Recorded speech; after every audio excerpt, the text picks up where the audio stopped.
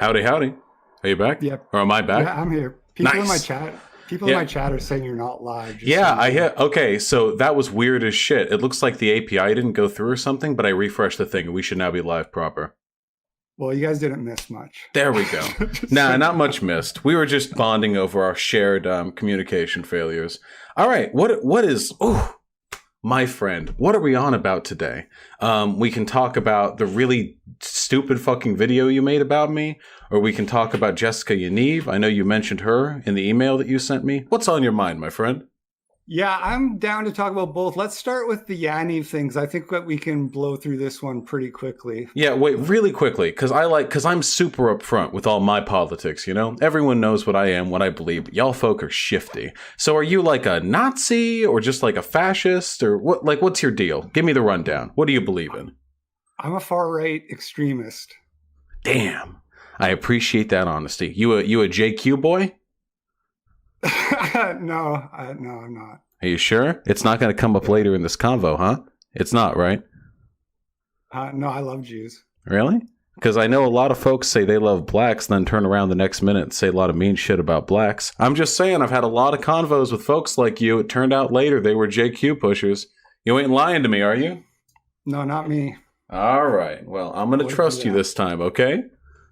But I'll call you out if you say some dumb shit later. What do you mean far-right extremist? Oh, did I say I'm a far-right extremist? That's not what I meant.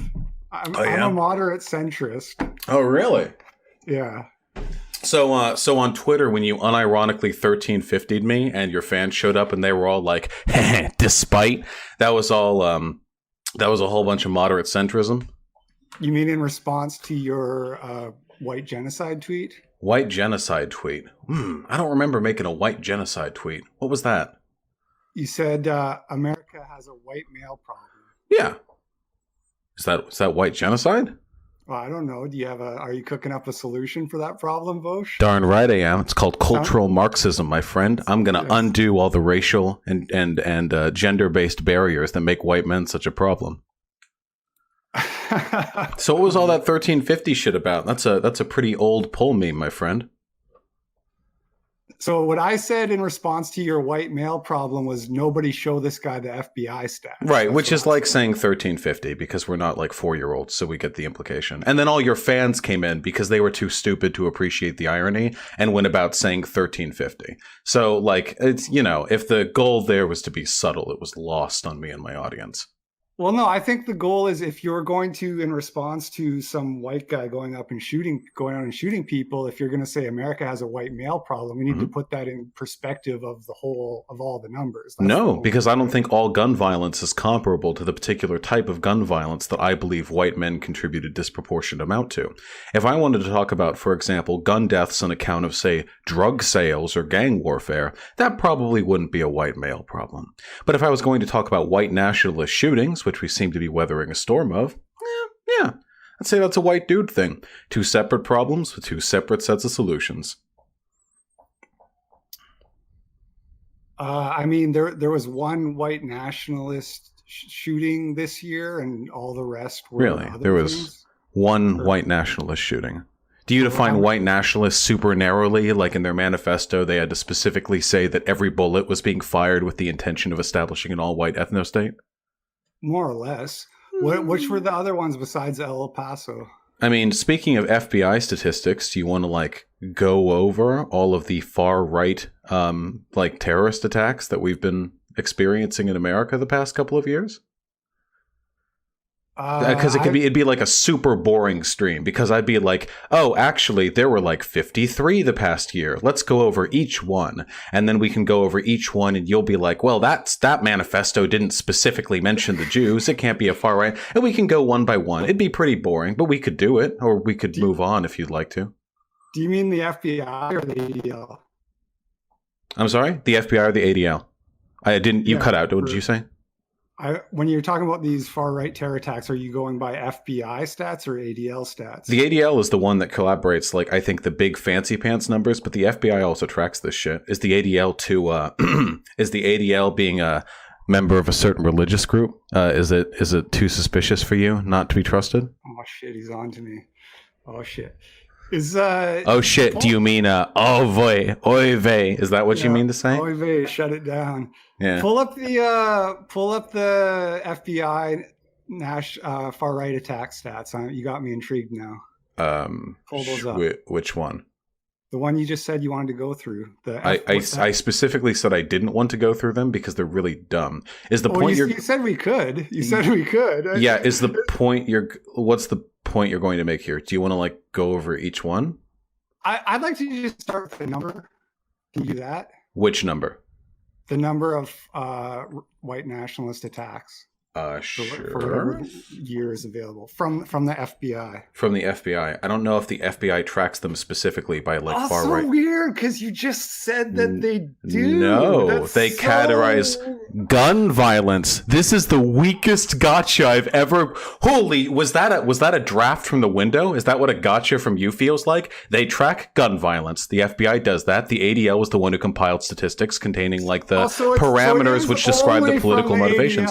No, because the actual crimes are also retorted by the FBI. This is so weak. When you said the FBI tracked the statistics, you meant they tracked the crime, not the specific political motive. All right, you got me, my dude. Yes, nicely done. Yes, I did get you. I'm going to get you a lot of times. Get used to it. Is this what it feels like to be got when you deliberately misinterpret something I say? People calling your bluffs, are you? You're not used to people saying, "Yeah, pull it up, asshole. Let's do it." What bluffs?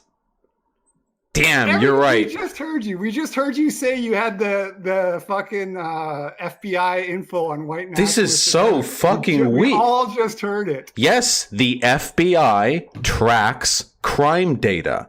Terrorism is a crime. This is the weakest shit. So you realize not only are you arguing semantics over the phrasing of a point that I made, this isn't even tangentially related to the broader point, which is the fact that white nationalists commit far more terrorist attack in this day and age than any other group. So you've retreated so far away from a gotcha that you are arguing terminology over which particular type of institution carries which classification of which types of crime over the types of crime that your people, I mean, you called yourself a far-right extremist, commit disproportionately. This is so... Right. Damn. Thank you for giving me the because the ADL info is shit. I've gone through. This is like, yeah, you're right. I know. I know. With the echoes, I know. And actually, it was compiled by like Goldstein, so like it's all part of the system. I know. You're like the. That's not an argument. We can. You're like the. No, I'm not going over the fucking ADL. Oh, you don't want to do that. I'm not going over the. Yes, you're right. I don't feel like going over the ADL compilation of white nationalist shootings with a conspiracy theorist. It's true. That is very boring to me. You're like the vaccine administrator of gotchas. You know how vaccines give you a really weak dose of a virus to immunize it against you in the future? That was the weakest shit I've ever felt, and I feel stronger now. Thank you. You have bolstered your opponent. Anytime you want to do a stream where we go through the ADL data, I'm here for you. Out of curiosity, because that would be an incredibly boring, pointless stream. But upon what basis are you making the argument that those like numbers are fudged? Exactly. Because they describe the crimes, and it's like if some dude murders his family, that's not a fucking terror attack. Can you point me? Wait, hold on. Can you point me to a crime they listed where someone just murdered their family and there was no political motive and they described it as a white nationalist terror attack? Yeah, hold on. You know that like Cruz, the Parkland shooter, he's considered a far-right terrorist by the ADL. Yeah. The guy who shot up his school on Valentine's Day after a girl rejected him. Yeah, dude, incels are pretty predominantly right-wing. What do you want? Okay, so by that standard, is the Dayton shooter a left-wing terrorist? No. Here, I can run you through it if you would like to. Do you want to know? Please do. Yeah, okay. Please do. So the Dayton shooting, while committed by somebody who had ostensibly left-leaning views, was not committed as an inspiration from those views. It was not on account of those views. It seemed to be something unrelated to those views. There was no left-leaning manifesto, and the people that he targeted didn't seem to indicate that there was a political motivation behind his attack. The same cannot be said, for example, the Dayton shooter, because the virulent misogyny and worldview that person sort of poised in the info that was gathered around that person indicated a far-right view, meaning that their lashing out against society would have been inspired by those politics. Wait. So if somebody has a far-right view, and you said Dayton, but you meant Cruz, you meant Parkland. Oh, Parkland, my apologies. If someone has a far-right world view and they kill people, it's by necessity. No, I didn't say that. Did you miss a couple of key words there? If the reasons they killed people were inspired by the right-wing politics they held. Where did you get that from? Do you want to go look up the... He killed all white people! Fucking like 11 out of the 12 people he killed were white dudes. And? So you can kill white people and still have your shooting be motivated by right-leaning politics? I'm a white dude. Is the fact that you're arguing with me right now indication you're not far right-leaning? Are you left-leaning because you're arguing with a white man right now? He was literally an incel who hated feminism. These are far-right talking points. This is boring as shit. Can we get to like an actual point here? Okay, what is your citation that he was motivated by right-wing ideology to kill people? Well, let's go over it, okay? We can actually take a little bit of a departure here. Also, I don't want to... Wait, hold on. Wait. Keep in mind, really quickly. Differentiate this from the Dayton guy. Yeah, that's really easy because nothing about the attack the Dayton shooter did had anything to do with their politics. There was literally no indication. If anything, their shooting seemed to be inspired by misanthropy and misogyny. Well, misanthropy I'd consider apolitical, but misogyny is a distinctly right-leaning political bent. So if anything, but you know what? I'm charitable. I'm not going to call the Dayton shooter right-leaning. Now, as for the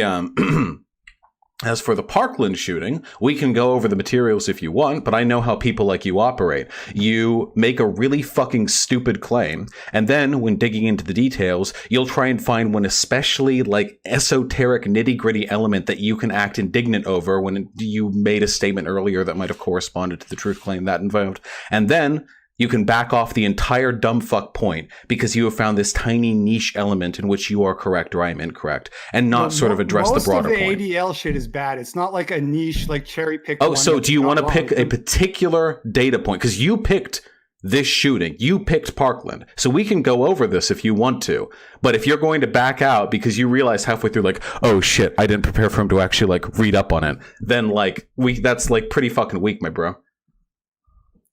Brah. Do you want to commit to this? Do you want to find another point? Yeah, maybe you could find one a little bit easier to support than the Parkland shooting. If you're going to die on this hill, I would recommend you choose one a little bit harder for me to pull apart.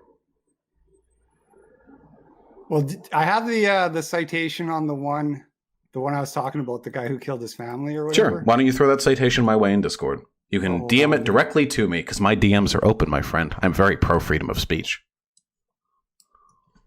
Hold on a sec. Actually, keep going. You keep going on the Parkland thing. This just links to the ADL study. Why would I waste time reiterating points everyone knows because you're trying to prove a point here when you're going to jump to another one? What was that? Literally everyone knows the Parkland shooting was right-leaning motivated. People like you like to stir up dust because we're really uncomfortable with the idea of owning your shit. I don't get why. Personally, if I lived in a country where the majority of terrorist attacks were committed by left-leaning people, I wouldn't say, it wasn't really a left-leaning terrorist attack. I would, address that and think like, okay, to what extent does this comment on our politics or so on? But that's because I'm not a coward. So that's sort of how I would address that. I don't know. Why don't you just say the evidence that it was right-wing instead of rambling on and on? What is the proof that he was motivated by that? By the Parkland shooting? Yeah. Wait, I thought we were moving. Weren't you going to find another one? I want to do one of these because I don't want you to skip across like 18. We're doing both? Yeah. Okay. We can go over it. So, in terms of ascertaining this person's actual politics, the Parkland shootings, this is, and pardon me if my memory is wrong, this is the person who scrawled swastikas into a magazine, right? We're not really arguing whether or not this person was right-leaning, correct?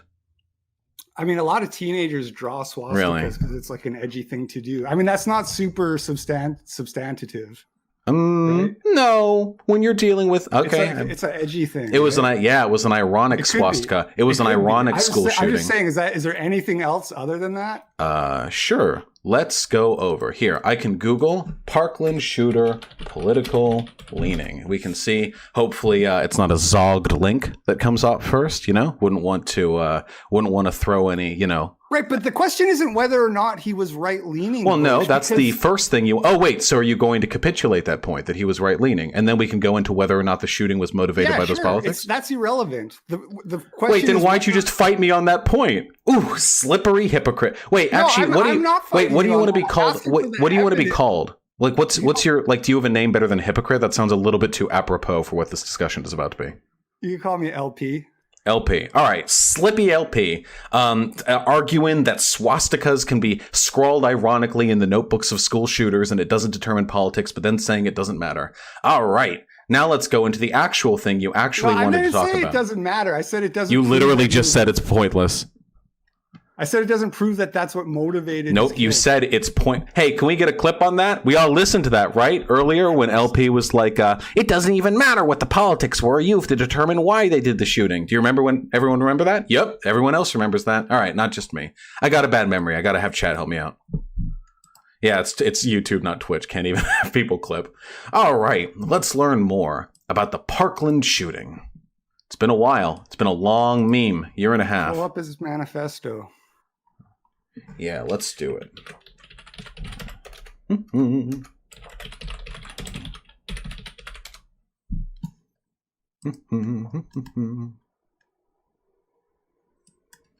Why are manifestos so hard to find? He doesn't have a manifesto. Wait, you just said pull up his manifesto. Yeah, because I don't remember offhand in all the fucking shootings who has a manifesto and who doesn't. So I Google blank manifesto and nothing comes up. That was a joke. Damn, you got me. I don't remember of all of the fucking million school shootings we have had in the past decade, which ones had manifestos and which ones didn't. All right, so let's see.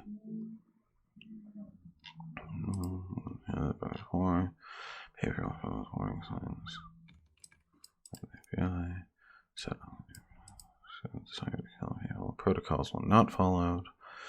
School resources. Broward Sheriff Scott Israel is investigating allegations that other deputies did not try to confront the shooter as well. Oof, can't trust that source. What's weird is that you said this was common knowledge, and now it's like you're desperately researching. Because it's been a year and a half. Yes, you're right. My pithy, weak, meaty human brain. Is that your gotcha? You have to research points before making them, Vosh? Wow, you're right. If you ask me other things like, can you actually prove that Benjamin Franklin was in favor of the American Revolution? And I would say, yes, I think I can. And then you'd be like, yeah, prove it. Where's the documentation? And then I'd have to go, okay, let me Google a few things, I guess. And then while I'm Googling this information, you're like, making points without even knowing the answers. You're right. You got your mind, dude. All right, let's do it. Shooting. Victims. Suspect. Okay. Just saying, if you smoked a little less weed, you might have these facts. Yeah, you kept going in on that like stoner bent there, but I've listened to your debates and discussions before. Not only do you sound more drawn out than me, I don't even smoke that often. Are you one of those like all drugs are degenerates types? I used to smoke a lot. I used to, yeah. Damn, look, maybe I should stop because after seeing what it did to your fucking brain, I think I'm good, actually. Honestly, you should. So what was, like, you're like, this fucking stoner dude. What evidence do you have? Like, did you just sort of assume that because I've mentioned weed a few times on stream, or? Yeah, I saw you say you like to get high and play video games. No, I actually like to play video games sober. I like to get high and eat because I'm shit at video games while I'm high, and food is fucking delicious while I'm high. Well, you said it, man. Okay. Let's see. Police said that he held extremist views. Social media accounts they're thought to be linked to him contained anti-black and anti-Muslim slurs. All right, so we already established like leaning here. Intent. That's all it takes. One student reported, no, hold on, we're not done. One student reported that Cruz had drawn a swastika and the words, "I hate N-words" on his backpack. He didn't say N-words, by the way. CNN reported Cruz was in a private Instagram chat where he expressed racist, homophobic, anti-Semitic, and anti-immigrant views. He said he wanted to kill gay people and Mexicans and talked about wanting to keep black people in chains. He said he hated black people simply because they were black and Jewish people because he believed they wanted to destroy the world. He also referred to white women who engaged in interracial relationships as traitors. Let's see. Anger management issues, joked on guns, threats and suiting up establishment. Yeah, this right here is pretty much all I would need. Yeah, this person's extremely antisocial perspective, that which led him to shoot up the school, was very clearly motivated by far-right extremist perspectives. Yeah, easily I would make that call 100%. So I just typed in Parkland motive, and the first paragraph of Wikipedia says police and prosecutors have not offered a motive. Yeah, because when police and prosecutors offer it, they offer it to a different set of standards than what the ADL would classify. Exactly. When they offer it, yes. Exactly. I don't believe we should go by police and prosecutor standards because they do so for the case immediately following the shooting rather than a more specific point-by-point breakdown done by a political organization. Wait, what is it? Oh, you found a motive, but the motive is different from what the other people said the motive is. Dude, did you lube up before this stream? You just proved he killed white people. You just proved my whole point. No, wait, okay, let's go this point by point because I can tell you're slipping away from the point again. I know.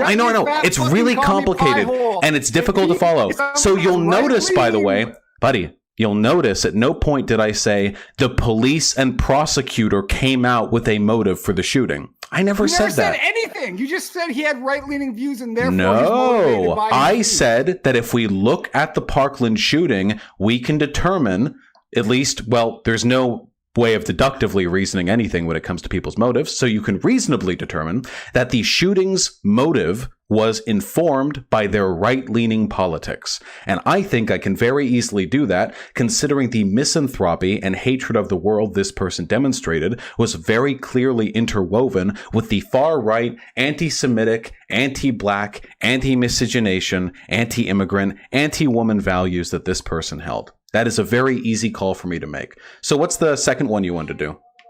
Well, that's some nice fucking sophistry. Thanks for that. Sophistry, but oh wait, which word was too big for you there? I can go over and use smaller words if you'd like. I've heard sophistry is the word that right-leaning demagogues use to besmear people that can't follow the language that they're using. No, there's nothing you said that I couldn't say about the Dayton killer.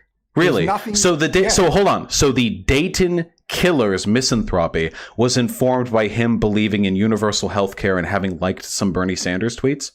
Because everything that I saw about... Wait, really quick, because I want to make sure they're clear, because I know you're very slippery. I know you're going to slip right out, so I just want to set a very clear parameter for you to follow here. So I just explained how the Parkland killer's motivation for killing people was very clearly informed by their extremist right-wing views. So killing white people. You would have... It doesn't matter. At no point did people say, yes, right-leaning terrorist attack is when you kill black people, and left-leaning terrorist attacks are when you kill white people. So yes, I have indicated, because, hatred of the world can often manifest in ways that you and I might find difficult to understand. A person who's really upset about miscegenation and Jews can, in fact, go in a school shooting and kill white people. Crazy, I know. But if you want to prove the same for the Dayton shooting, you would have to indicate that their misanthropy and their desire to commit violence was informed by their political views, not just that they had the political views and also did the violence. So if you can find any indication that they were drawing up manifestos or screeds or participating in social cliques where they were these fucking one percenters, pieces of shit, capitalism is ruining our lives, it's going to take away everything we have, we need to fight now, we need to kill these people. If you can find something like that, which is what the Parkland shooter had, then yeah, I would say the Dayton shooter was a left-leaning terrorist. Do you got that for me, buddy? Yeah, sure. I'll do that. The Dayton shooter was in a polyamorous relationship, so he bought into this liberal lie that you can just that everybody can just fuck each other and everything can work out. And then the girl dumped him, and then he went psycho and killed everybody. Also, his sister was living life as a transgender man, and so that probably fucked him up too. Damn, wow, that's a really left-leaning thing to do, to get fucked up because you have a trans brother. You're right, that's a very left-leaning characteristic. It is. Damn, and that's very left-leaning, getting upset after a breakup. That's the best you've got? Well, the Dayton Shooter was in a polyamorous relationship. You're right, my dude. Nice fucking imitation there. Wow, that's some... I cannot imagine. You're right. I'm sorry. It was a bad imitation because there's no way I can distort my voice to the extent that it imitates the degree of, like, dipshitty bitch boy cowardice that you demonstrate when you unironically try and argue like, oh yeah, well the Parkland shooter was very clearly motivated by politics, but this guy was in a polyamorous relationship? Yeah, dude, you got it. So what's that second point of yours? Because we can just take the L on this one if you like. All right, it's Richard Starry. How do I send you the link? Okay. So I'm just gonna, because I'm gonna take what I can here, you know, because you're real fucking smooth-brained. So we're confirming here, okay, that the Parkland shooter was much more politically informed in their shooting by right-leaning views than anything you could possibly ascribe. You haven't given any evidence that... I don't have to provide evidence to a negative. If your argument is that, what could have motivated the Parkland shooting? Surely not the long history of violent thought inspired by right-leaning conspiracy theories, which they participated with and engaged in consistently over a long period of time. But you will say, the Dayton shooter was actually a left-leaning terrorist because they were in a polyamorous relationship and gotten broke up with. I don't consider either of them terrorists. The true perspective unveiled. Then why were you arguing that point? Slippy LP, walking away from the point after losing again. Damn, that's not taking you long, huh? I'm trying to Did you accidentally enter this Discord call? I literally said by your standard, you fucking retard. Did you accidentally enter this Discord call? Are you like not actually, I'm sorry, was you like trying to call a pizza? Is there anything else you want to walk back? Is LP not what you want me to call you? Was your entire YouTube a career mistake? Like, what more do you want to walk back on? Because this is getting really fucking sad. Yeah, we can go over the other point too. Yeah, here, let's do it. So this is mentioned in the ADL report, confirmed? Yeah. Yeah, sure. So you do realize that I'm willing to concede the point that there might actually be errors in the ADL report. It doesn't change the broader pattern of right-leaning terrorist attacks being more prominent over the past few years, right? Like, I'm not super fucking trusting of, like, institutions. I'm more than willing to accept flaws in them. You would have to demonstrate that like a majority of their data points are untrustworthy for me to even begin to believe. Go through all the data points then, wouldn't we? Yeah, well, let's go over this one, okay? What would happen if you were to compare it to Islamic terrorism and then adjust it by per capita? Wait, per capita where? Like here in America? Like if you just made it a percentage of Muslim people? Yeah, like if you... What is this whataboutism? Who the fuck cares? Well, nobody's adjusting it by per capita. Instead, what if we went by per capita for Nazis? So rather than separating white people into their own group, because not all white people are the same, I'm nothing like you, thankfully. What if instead we separated white people into their own group of white nationalists? I bet their per capita terrorist attack numbers would, that would be, let me tell you, my friend, that would be a number very close to 100 if we were looking at the percentage points. If you got all the self-identified Nazis and took from that demographic the number of terrorist attacks. So I don't know if per capita is the way you want to lean. Maybe we should just go with gross numbers because that's how I prefer to address broader social problems that indicate the predominance of a political set of views, because separating into per capita kind of distorts that point. You know, like maybe domestic violence is like highest actually amongst Amish people. Okay, so let me just ask one question on that per capita thing. So you don't think that there's any problems with police shooting black people then? No, there is, because police have a distinct socio-political category which distinguishes them from the ways in which... white people in gross numbers every year. Yes, and that's a problem. Wait. Whoa, I'm sorry. Can you go back and find a tweet where I've said that, hey, white people, you're not the ones suffering for police violence. It's all black people. If you want to go and find that tweet, I can give you a minute. I know it takes a little while. I tweet a lot. I asked you if it was a problem with black. So you don't think it's specifically a problem with black people or particularly or anything? Well, black people get disproportionately policed. That can be sort of verified in a wide variety of ways. In terms of the like actual preponderance of... Oh, hold on. I mean, per capita, they get disproportionate. Disproportionate means per capita. It means of proportion, you dumb fuck. No, that's what I'm saying. Yes, you think this position is hypocritical because you have no idea how data works. When I'm looking at broad social issues to determine the extent to which they happen as a portion of the population, I would use raw numbers, because separating different demographics into arbitrary assignments and then using per capita numbers for them can be used to distort numbers. However, in the instance of, say, police violence, police occupy a particular profession with a particular socioeconomic status that use particular means of violence to commit against the population. And when they do so, there are certain trends that emerge. You realize all this stemmed from a whataboutism, right? You were like, well, what about Muslims? We can talk about Muslims if you want. We're talking about terror threats. Yeah. Pretty relevant. Yeah, and you're the one who brought up police shootings and the one who brought up Muslims. Yeah. Okay, why? I'm just trying to establish. Can we keep you on point? Would it be cool if we actually focused on point? Because if you'll recall, this wasn't what we were supposed to talk about. This began because you got like really fucking tittery because you thought you had gotten me in a gotcha because I said the FBI tracks crime stats, some of which are marked in the ADL, and you were like, buddy, you're looking at ADL stats. And now we're looking at then we looked at the fucking Parkland shooting, which was obviously right-leaning motivated, and now we're looking at this other fucking random. Yes, because the police and prosecutors are not the ones who have to make a statement on the political motivations of somebody. Well, they make. Hey, do you know what motive means in the Do you know what motive means in the context of a prosecutor's statement? It means what they prosecute for, not for determining the broader extent of the reasons why a person engaged in a behavior. For example, a prosecutor would not publicly announce that the motive of a person shooting was because they had poor mental health. Hell, hold on. A prosecutor would not say, hey, the motive of this person's shooting was because we have inadequate healthcare in this country and they weren't able to get the support they need. But a political organization tracking the extent to which poor mental health care affects people would be, well, buddy, I'm almost done with the point. The police would not make a statement like that because the police don't have access to all the materials available. It's usually the press that digs that up. So calm down. When the prosecutor makes a statement like that, they're not doing it about the broader motivations for a person committing an act. They're doing so to find it in relation to criminality. Political organizations and news sites are usually the ones that suss out the information concerning the political motivations of an attack like that. So we're like 18 failed gotchas in. Let's take a moment. Let's take a deep breath. Let's calm down. Let's take a look at this one random news article that you're trying to use as an example that all the ADL shootings are like fake or poorly attributed or something. Let's see. I have no idea what this is. I guess I'll just read the article. Here, chat, let's read it together, okay? In case I miss anything. Robstown, 5 victims, murder-suicide, Robstown shooter, 60-year-old Richard Sterry, accused of killing... Type of selling nurse, healed from this tragedy. No information here concerning what we know and what we don't know so far. Neat. Fuck off. Okay.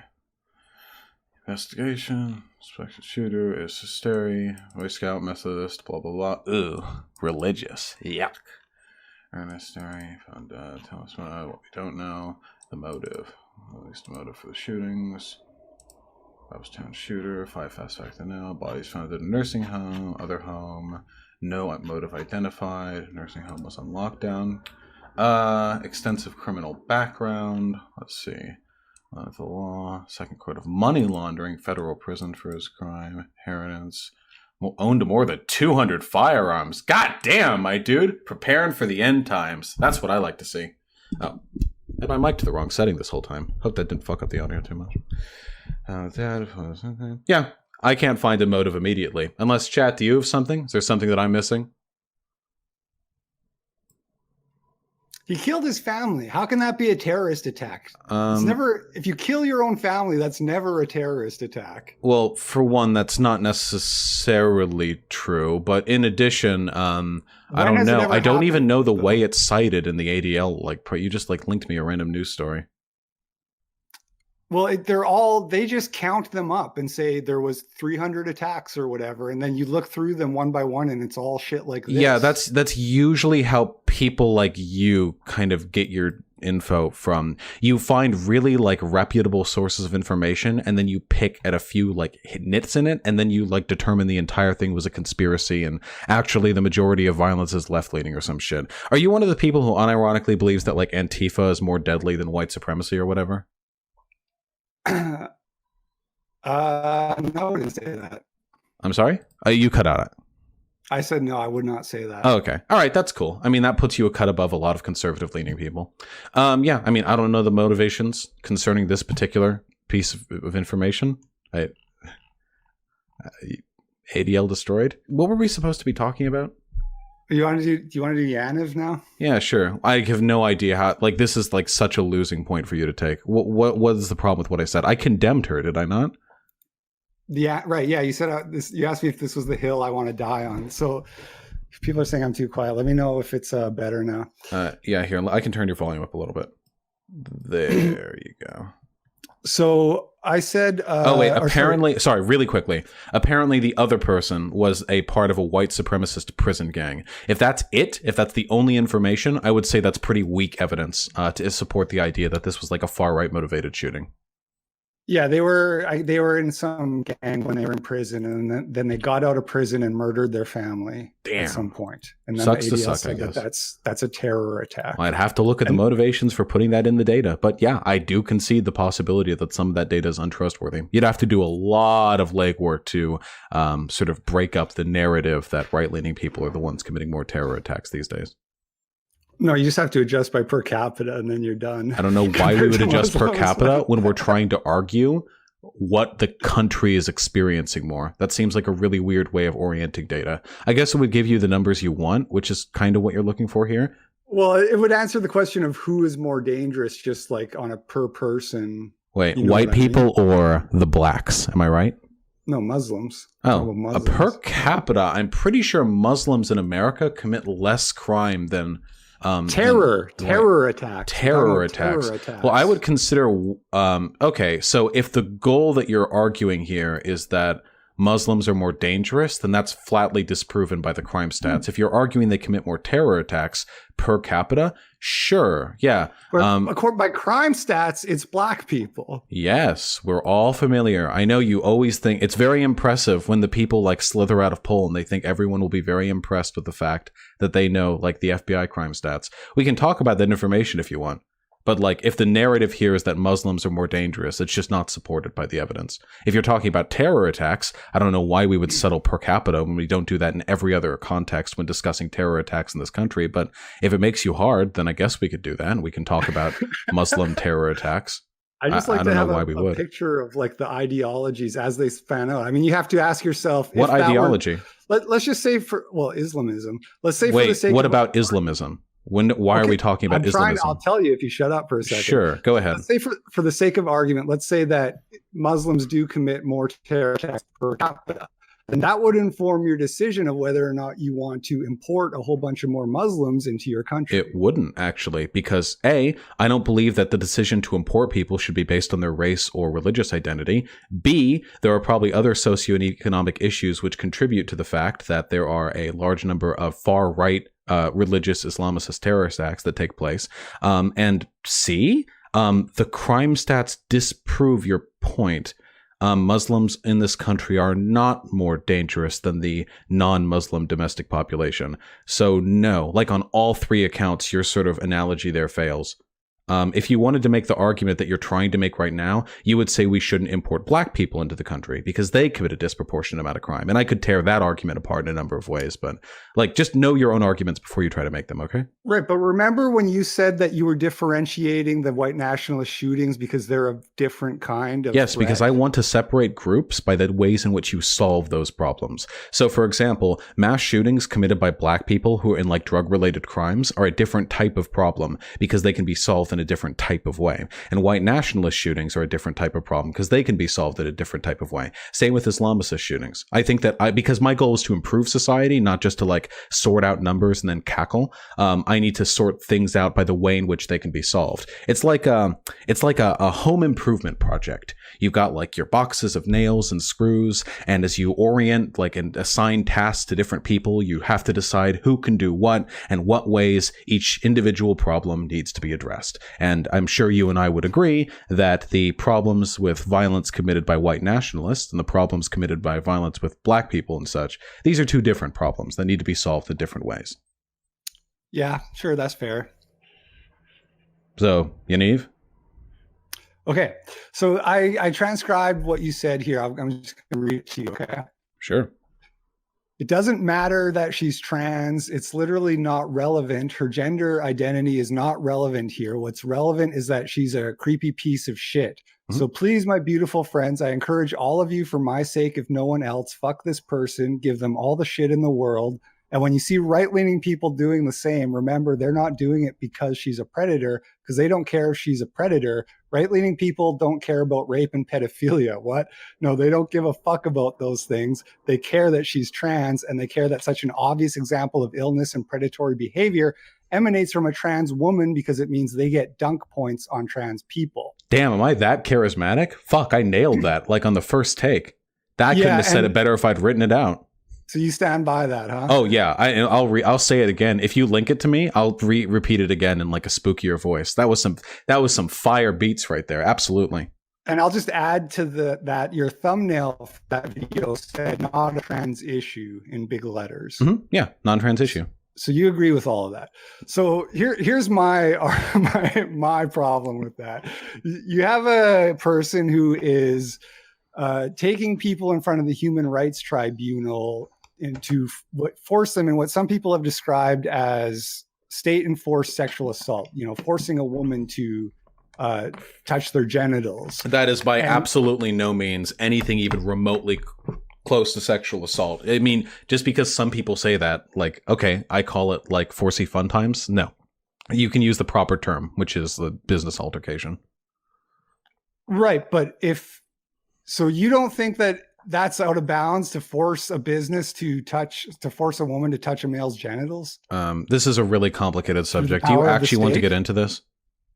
Yeah, because I think it is sexual assault. I think that's a very fair description. Well, no, it's really not. And it's funny because you're probably the kind of person who says like, that's not rape. By saying that's rape, you're discrediting real rape victims by trivializing their suffering. And now you're saying it's state-enforced sexual assault for a trans woman to say, hey, can you wax my penis? And for the salon to say no. So that's a nice meme. Under threat of fines. Yes, absolutely. Yaniv has been overly litigious. I do not disagree with that in the slightest. Like, that's a huge problem. And I hope that in the future, what's it called? Ontario Human Rights Commission? I forget what the name of the governing body is. I hope they take a look at this and use it as an example for how to avoid bad faith legal complaints in the future. Okay, so do you understand that complaint couldn't exist without a trans identity being involved? Well, no, you could come in like as a cis man and make essentially the same claim. There are salons that will wax men. But yeah, no, I mean, the way in which the overly litigious action was committed was deeply tied to her identity as a trans woman.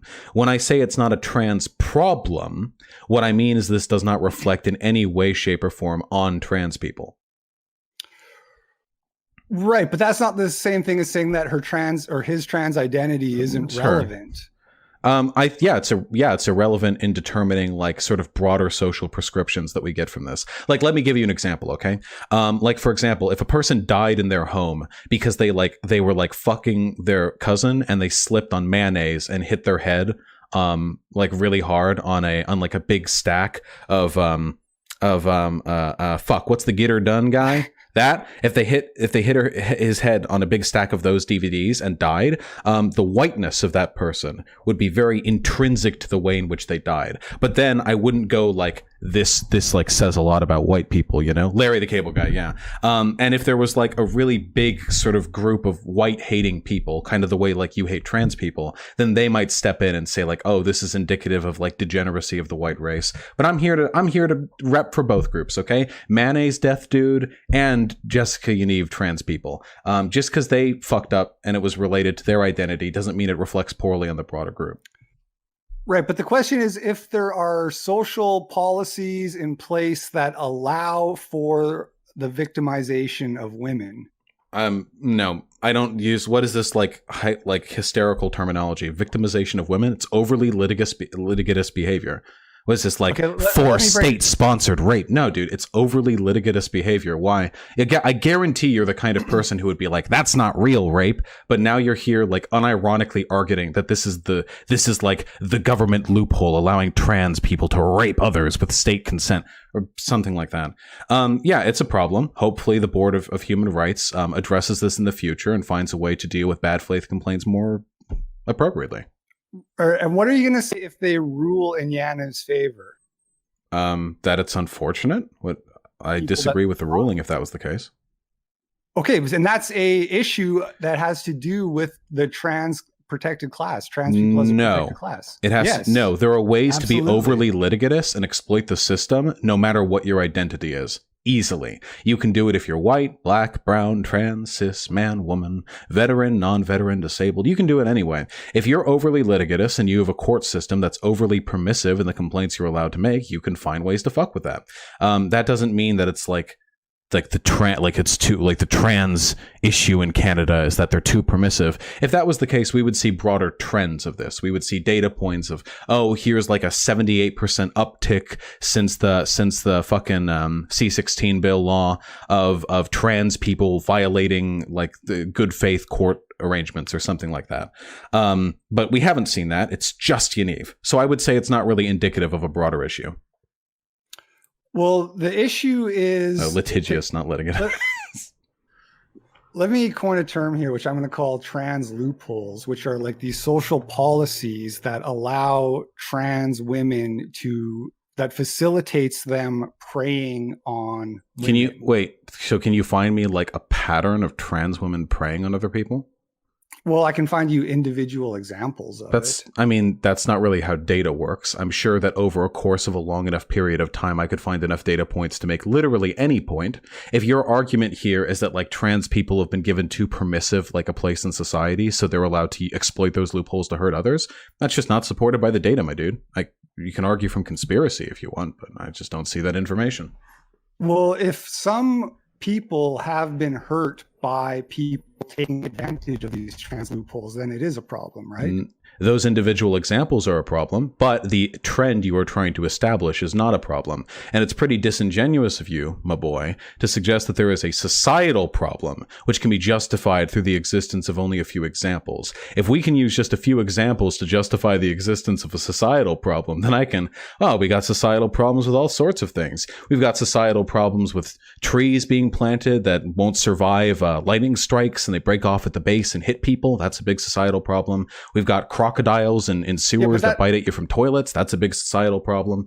We can think of lots of things. Banana peels. That's not a policy. It's not a policy to invite crocodiles in to let them No, absolutely. The way that sewers are run, the standards to which there's like cleaning done, or like the kind of chemicals that we put into the sewers, which might disincentivize the existence of other creatures, or what types of trees are allowed to be planted, how long they're allowed to freestand before we take off metal poles that like ensure them to grow upwards, or janitorial services that take banana peels off the streets, or like maybe provide like preventing bananas from having peels altogether. They get pre-peeled and then they get sealed in little plastic containers because we already hate the environment. Might as well like commit to the bit.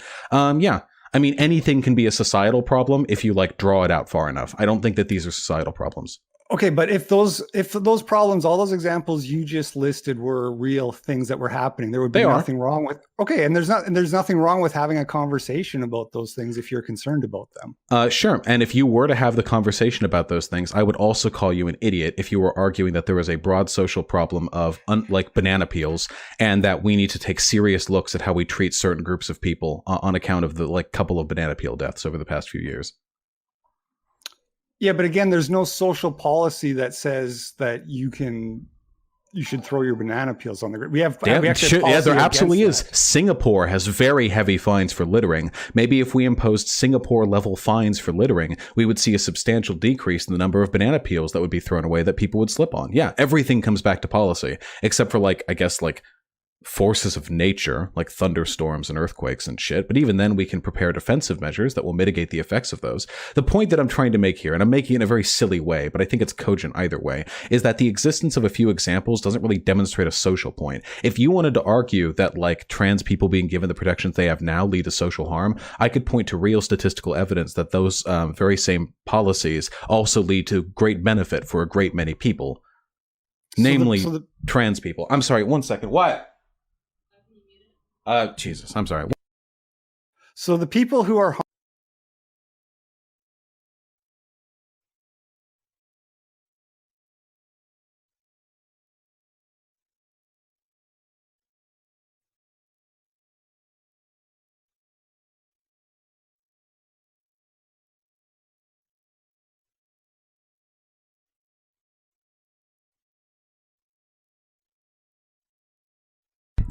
What? Oh no, I just muted the desktop audio so you couldn't like proselytize to my audience. So the question I was asking you is the people who are harmed by those policies, you view them as acceptable collateral damage? For like women? A few people to occasionally be harmed by what seems to be a like overly litigious individual who's taking advantage of permissive legal loopholes.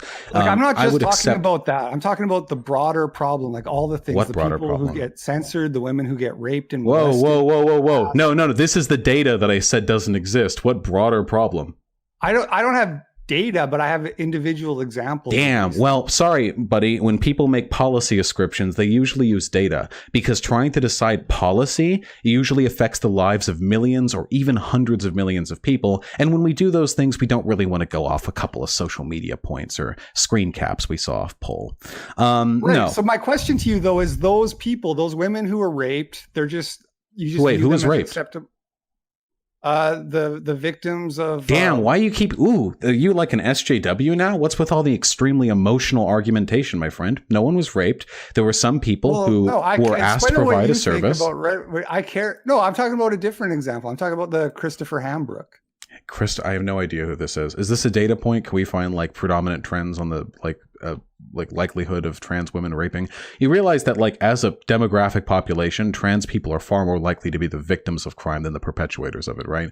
Like if you're going to make the argument that these people are like an unseen the whole point threat. I'm trying to make is just going over your head, man. It's like you don't understand. The point, it's not that it's going over my head. It's that there's nothing over my head because you're not making a point. You literally said you just have a few data points and you're trying to argue about broad social policy based on the existence of those points. But if you want me to start like taking this seriously, yeah, here. So there are millions of trans people in... let's just go with filibustering and listen for a sec. Oh, okay. That's not what filibustering means, but sure. Go ahead. Do you think that the victims of Christopher Hambrook are acceptable collateral?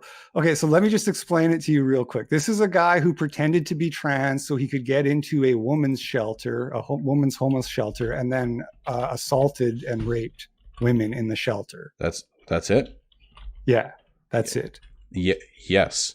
Wait, yeah, absolutely. One person claims to be transgender. This was from 2014. Yes.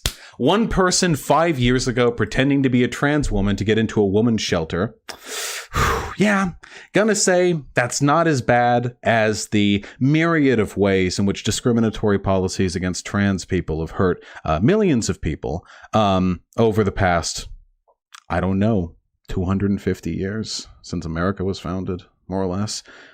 You really want to argue this point? You found a couple of data points, some of them from years old, and you're like, this proves that the policies which support trans people's like equality in society actually cause more harm than they deal. Yes, 100%. I would say this is worth it. I understand the metric for the point of debate here, which is that not that I have to prove that there's a massive epidemic of trans people raping, but I have to prove that transness is relevant to the conversation and these loopholes exist. To the conversation of Jessica Yaniv? You're moving goalposts again. Yes, Jessica Yaniv, yes. No, in terms of prescriptive decisions about the rest of society? No. So Jessica Yaniv is a predator who, first of all, had a bunch of people who tried to expose their predatory behavior censored off the internet. What's the evidence of that? Okay, so the first person who exposed Yaniv back in August of 2018 was a random blog called gendertrender.wordpress.com. That was the person who published all of the screenshots and everything that we've all seen now, all of the leaked text messages and DMs and that from Yaniv. They, within like 4 days of posting their blog, and they had a really big following on that blog, by the way, they got deleted off of WordPress.com because Yaniv filed complaints about misgendering. That's not censorship. That's somebody filing a report. It seems like Gender Trender was an aggressively transphobic blog. Yeah, I'm fine with them being taken down. Maybe if you want to criticize Jessica and Eve's predatory behavior, you should do it while not being a bigot. Right. Listen. So Yaniv censored the person exposing their predatory behavior by claiming trans. That's not what censorship is. Censorship is by like a broader like state agent. One person filing a report is not censorship. So their WordPress.com deleting their blog is not censorship. No, not if they're following through on a report. Also, Gender Trender seems like they were a legitimately transphobic website. I'm totally fine with these people being shut down. If Jessica Yaniv, like for instance, let me give you an example, okay? If a black person did some crimes and then a whitenationnow.org.blogpress.com published an article on that person, on the black person who did crimes, and the black person was like, hey, I'll report you for your racism, I'd be fine with that site getting taken down for its racism. I consider that bigotry to be much more problematic than anything that might come out of their little expose. So you're more concerned about somebody misgendering people than somebody potentially assaulting girls? No, about bigotry. Girls. Okay, well, we can agree to disagree on this one. No, not really, because you have to deliberately misrepresent the point to make your side sound more palatable. So let me rephrase it in a way that your audience might find more palatable, okay? I like solving big problems and small problems, but I recognize big problems need bigger solving. So it's just a matter of fact that website, hold on. It's just a matter of fact, websites will usually or sometimes delete bigoted shit off their websites if it's reported by others, especially if it's reported by people who are being deliberately targeted by the bigotry. Now, in order to fix what you just said, this censorship, websites would have to no longer do that, meaning that you could post whatever vitriol you wanted about anyone online, and they would have to prove legally that it's libel before the website would comply with the takedown request. I think that the consequences of that policy of tightening things up so you have to like provide a legal justification to take down bigoted content, I think that would hurt far more people by incentivizing the propagation of bigoted material online than the one instance in which a predator used that loophole to sort of cover their tracks. So just to be clear, the bigotry that we're talking about is identifying a biological male as a biological male. No, it's calling a trans woman a he. That's bigotry. Yes. Right. So you're laughing, but you've heard this point like a million times. I know it's not surprising to you. Recognizing facts. Are we really going to do the gender sex debate thing again? No. Trans women are women. Trans men are men. I've been over this 1,000 times with 1,000 people smarter than you. It never gets any more entertaining for me or for the audience. We have different definitions. Ours are in compliance with the vast majority of sociological, like scientific, biological organizations. We're repping with that. We're pro-science. And you guys are just really upset that your Bill Nye cassette tapes from the 1990s aren't like relevant anymore. That's the gist of it. Well, you're not because, well, okay, wait. If you're pro-science, then you should recognize the fact that the vast majority of scientific educational academic institutions that comment on transness do so and say that they recognize the distinction between sex and gender and that pronouns respect one's gender rather than one's sex. So if you're pro-science, you should be in line with that. You should also be in line with the fact that sex is not a binary. Science doesn't have an opinion on what pronouns represent. That's a fucking linguistic issue. Yeah. So science, as in biologists and psychologists, what have you, affirm the existence of transness and the validity of using gender-affirming pronouns in regards to those people, whereas the social end of things, sociologists, linguistics, are pretty much uniformly in agreement with the same. What's more, scientific organizations have also pretty much concluded that sex itself, not just gender, but sex, is not a binary. So in pretty much every respect, if you want to argue in favor of science, you have to argue in favor of like fourth grade, back of the book, like science grade questions. Like, how can you tell if one is a man? Penis, vagina, or butthole? Yes. And you circle the first, and then the second one, how can you tell if someone's a woman? And you circle the second, and that's sort of where your science education like ended, and the rest of the world moved past you. So we don't need to do this. It's super fucking boring, and it goes the same way every time. Okay, but I just want to go on record and say that sex is a binary according to science. Why are you so anti-science, my dude? If you have a Y chromosome, you're a male. That's Wait, how why are you so anti-science? Wait, do you want me to like pull up documentation on this? I can bury you in citations if you want. I can pull it up too. Can you Can you pull me a citation of a major biological organization stating in modern day, so this is modern science, things have changed, that sex is a binary? Can you find me that information?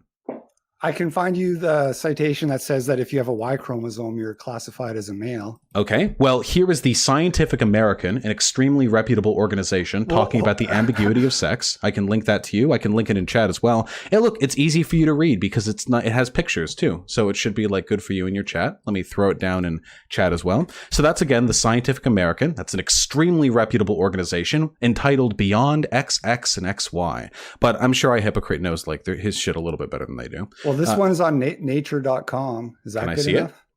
Yeah. I'm going to link it to you right now.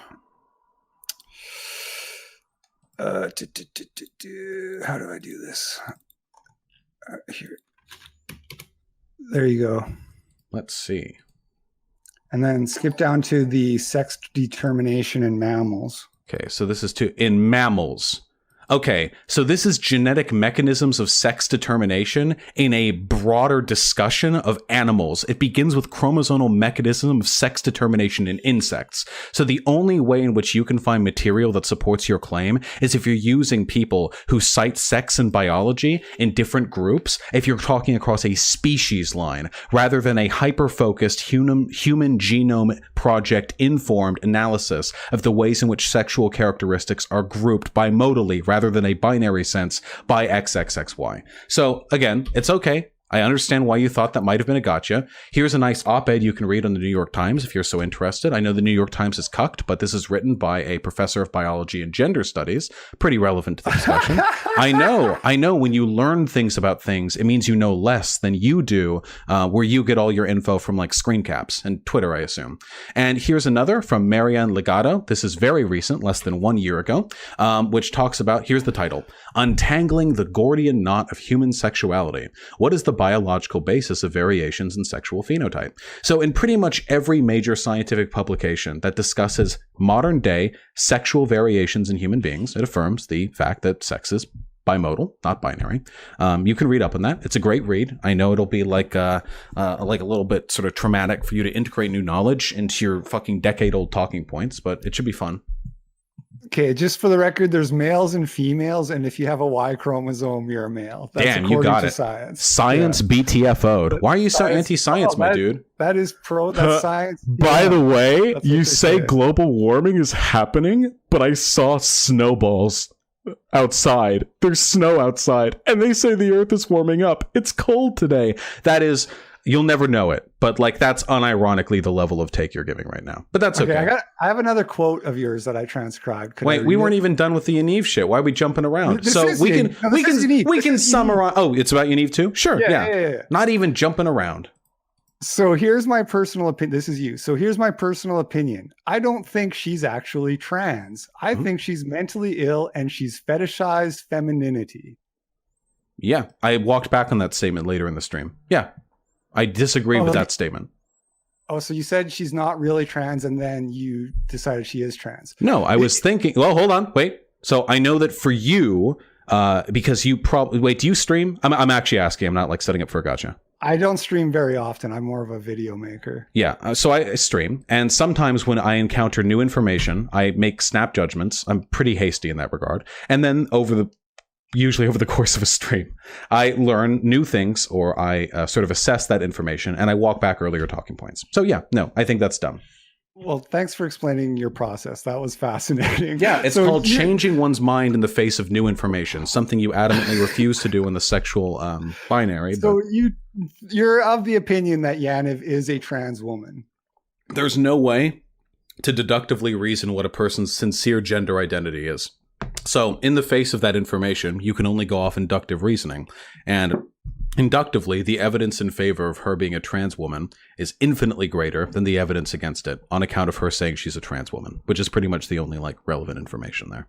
Is it ever valid to doubt the sincerity of somebody claiming that they're trans? I think there are some cases where that can be valid. I did talk about that in the stream.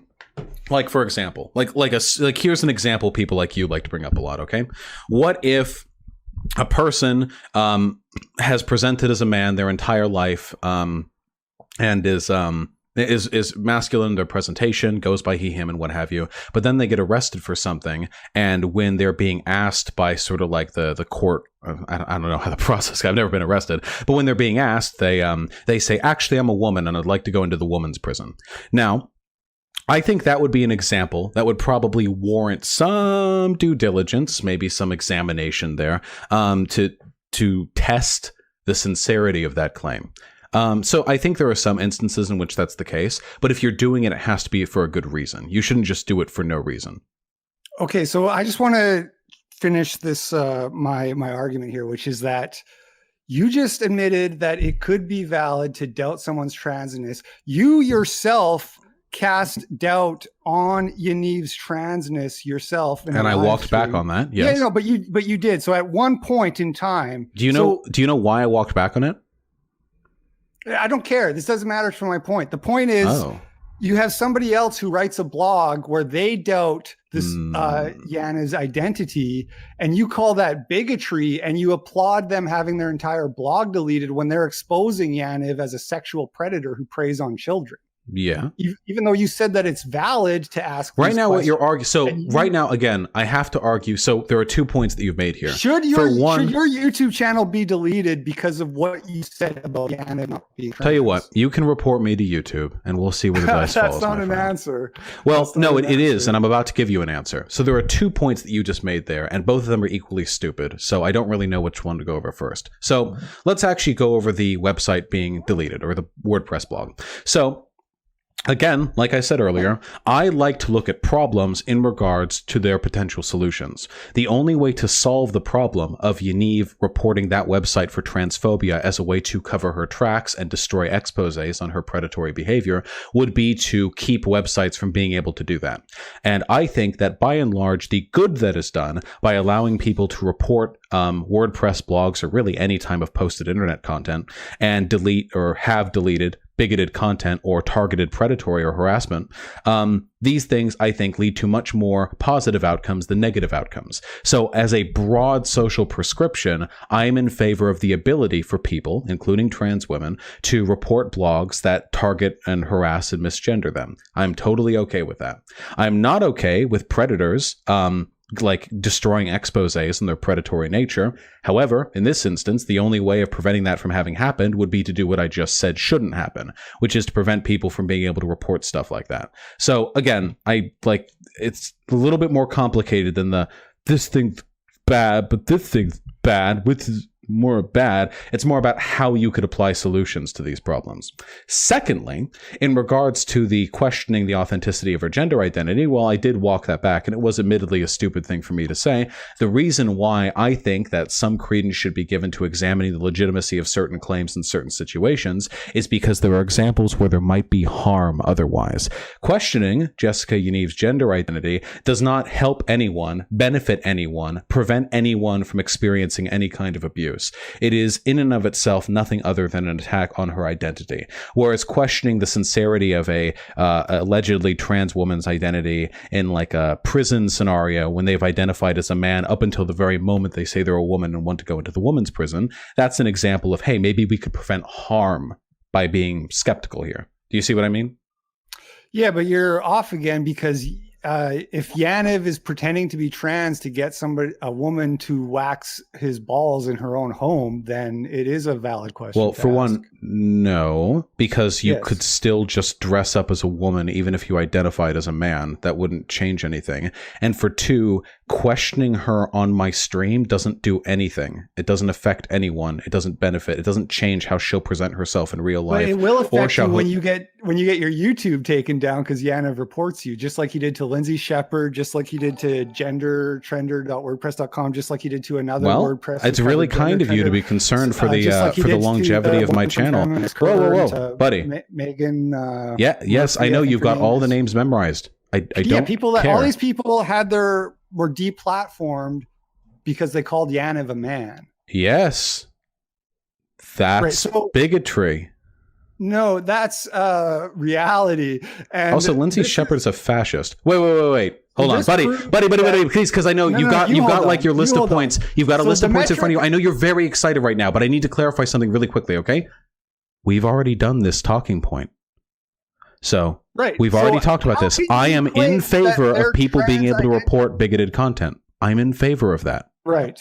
But that makes their trans identity relevant because they can't report just not as a broader social prescription, only in the individual case, and even in the case of the individual thing we're dealing with here, everything that Jessica. Except you don't have any data. Except you don't have any data, so it's not a very good broad social prescription, is it? It's more like extrapolating a problem from a few nitpicky examples that you can find because you have a broader bone to pick with trans people. This is why I'm in favor of that data. Because the government, yes, it doesn't exist. You're right. So you can't get it. I completely agree. Do you really, wait, how am I supposed to get the data on trans people being predators if it doesn't exist? I don't know. Exactly. I don't know, LP. You're right. You've stumped it right there. Yeah, so this is like the same as trans people in sports, which is another trans loophole. Which is another thing you don't want to go into, because I also have data on this. Hey, trans people have been allowed into the Olympics for 17 years now. Why is it that they haven't won a medal yet? If trans women are like super soldiers that are capable of blowing past women's sporting events, I don't know. Wow! And then it might be slightly more complicated than what the far right news publications and the fucking poll threads like to discuss. It might be, I know this one hurts. It might be that you guys are wrong. Because usually, unless you think there's a Zog conspiracy to destroy all the data, which you might, you can never tell with you types. But unless you believe that, if these things were happening, data would be collected on it. Academia collects data on controversial topics all the time, and they're discussed pretty robustly. It's not like they're afraid of taking these subjects on. But the data doesn't exist because the data doesn't support your points. Trans women are not bowling over cisgender women in women's sports. Women are not, trans women are not athletic, right? You don't disagree with that. Wait, not always. No. Have you seen what HRT does to fucking trans women? It fucking obliterates them. I know trans women. They're fucking bitch babies. I could yeet those fuckers over my house if I wanted to. That's not data, though. No, it's not. Well, in the absence of data, I have nothing to give you but science. So, see, that was a joke there because that's also science. Data. Well, we can talk about the extent to which medical professionals have discussed the way in which trans women are not a threat to the authenticity of women's sports. Can we discuss that? We totally can. Okay, I'm linking you something right now. Sure. Open that up for me, would you? Yeah. Trans women in elite sports, scientific and ethical considerations. I think I've actually seen this exact one. International Olympics Committee guideline allowed trans women to compete in the women's division. Testosterone significantly higher than that of cis women, so high testosterone and other physiology. I'm familiar with this exact data point. So what this one does right here is it extrapolates the ethics of having trans women allowed in women's sports based on the International Olympic Committee's imposition of a testosterone limit for the participation of cisgender women. What this is not is a broad sociological analysis of overperformance from trans women in women's athletic events. So what this is extrapolation. And this is extrapolation. Hold on. We conclude wait. I wasn't even done with my sentence, my dude. Is an intolerable unfairness. I wasn't even done with the sentence, my dude. Well, no, that's what N article says. So hold on. I wasn't even done with my sentence. I know you're excited. So you really think a fucking yoked out dude should get to play rugby with women? I know you're very emotional right now, and you think that all trans women are like burgeoning hulks that are running into women's events for the specific purpose of fucking over women's sporting events. I know you think that because I've seen the poll threads. It's not because they want to fuck over women's sporting events. It's that they want to win. They just want to win. Hysterical. Let's go over this. Am I getting does it suck? Does it I would like it if you could let me finish my sentence. Well, the problem is, yes, because it's very easy for you to make a very stupid statement. Man, I really talk so much, don't I, Vosh? Are you good? It's very easy for you to say something ignorant and very hard for me to refute it because that's kind of how it is. You can say any stupid shit you want. It takes time to prove that it's stupid. So any like disproportionate length of time I spend speaking is a product entirely of your stupidity. If you wanted to have a more even conversation, you should say things that aren't stupid. It's really that simple. So half the shit you say is totally just filler. Article that you have given, this article that you had given me is not only an analysis of pre-existing data, it is an extrapolation based on the existence of an Olympic guideline that has come under massive fire for itself being discriminatory and anti-science based. I believe that Vox recently did a good article on that specifically, on how the specific limitation that they're discussing here in this article is not science-based and is reactionary. So that's good. I admit this is an ongoing conversation, but you prove that you're not capable of engaging with the data. Medical ethics, Vox.com. I guess we can draw our own conclusions. Well, no, because Vox.com cites other researchers. It was a good article. I'm sure it was a great article. Yes, because they cite other researchers. That's how it works. Do you ever think that like, oh, this is a New York Times article on science? New York Times. But then they're like linking a scientific article in the news article. The news article is just put there to make it more palatable to people like you, like 8th grade reading level. I mean, do you need scientific research to tell you that men are stronger than women? This is exactly what I mean, dude. You're right. You would need scientific research to prove that they're not, my friend, because we're not talking about men. We're talking about trans women. The fact that you have to keep backing up to these really weak syllogisms, if you want to talk about the actual medical science, I've done some research on it, on bone density and testosterone, the extent to which HRT affects one's physiology, and the actual rates with which trans women participate in women's sports and win. I'm actually familiar with these data points. Your familiarity is with, you really think men aren't stronger than women? So, like, I know... own lab, you got your own papers that I haven't read, man. I'd like to see them. What are the numbers on trans people in sports, and how do they do? Where is that data? What's that citation from? What citation? I don't have a single data point on that. Do you have any data indicating that it's a problem? That's so weird, because you just said you've seen it. I said I've seen data on, not that I have a single article on. Why are all of your gotchas? Why are all of your gotchas? Why is it that every time I call you on one of your bluffs, you never fucking have the thing? You've had no data at any point in this discussion. Everything that you've linked me has been fucking weak. You provided me 2 articles in the fucking shooting things, one of which obviously supported my point. You lost on the Dayton. Hold on, buddy. You lost on the Dayton thing. You found one fucking random ass shooting I'd never heard about. We're talking about sex binary. You utterly fucking lost on that subject. You got blown the fuck out on that in terms of science. And the evidence you have to support your argument that trans women are unethical to participate in women's sports is one article that doesn't even have any fucking data in it. Jesus Christ, my dude, you're killing it. I have a sincere question for you, because I think we can get past all of this and get sort of at the root problem. Why do you think that your feelings... No, why do you think your feelings on this are more substantial than actual data? Why do you work from feelings? And I know you do, because you've unironically been like, do you want to provide any counter data?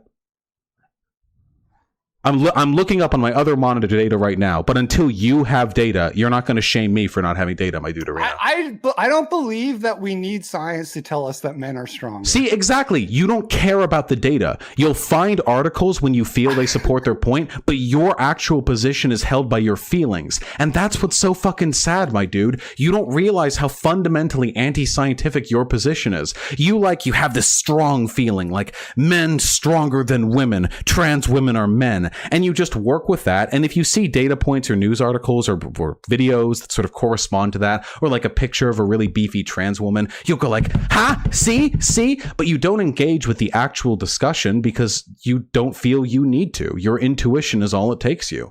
And that's why, I saw your video on me in regards to the Crusades. It worked exactly the same way. You've like a feeling about like Western civilization and Christianity and Muslims being dangerous, and you prop that up with whatever data points you have while ignoring the broader discussion, while ignoring consensus. It's desperately sad, and it's frustrating to talk to people like you, because you're like a majority. Okay, let's talk about the Crusades then. No. I do not accept that. We're not done on this point right here. So, okay, we can go on this. So here we are.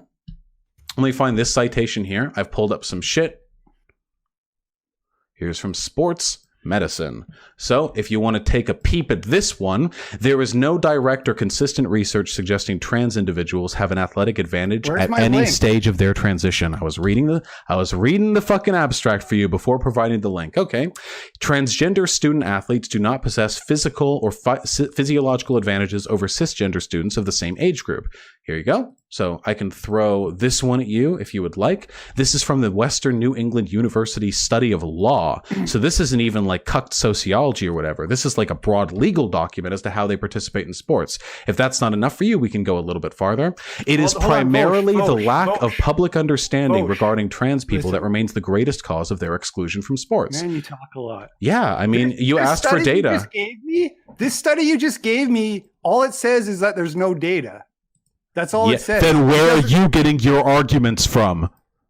I just gave you a study that shows that no data that made conclusions based on extrapolations from another set of policies in the Olympics. Exactly. That's not the same as data. This is what I mean. Dude, you already admitted you don't care about the research. There's no problem. You already admitted you don't care about the research. Stronger than women. Exactly. You have a feeling. You feel it. Except I just provided you. I just provided you medical data on how transgender women. I'm sorry, buddy. I know you like arguing from your feels. Why don't you argue from some reals, my dude? Find me actual scientific data on this, because you're assuming your default position, the one you hold emotionally, to be true regardless of any outside evidence. You feel you don't have to provide evidence for your claims because they're intuitively true. In the same way, there's no data, and you said you had it, and then you gave me some. You gave me. I'm giving you data on the non-ex. So this doesn't just say that there's no data on the subject whatsoever. What it's saying is that there's no data to support your argument. That from the data that exists, none of it indicates what you're saying.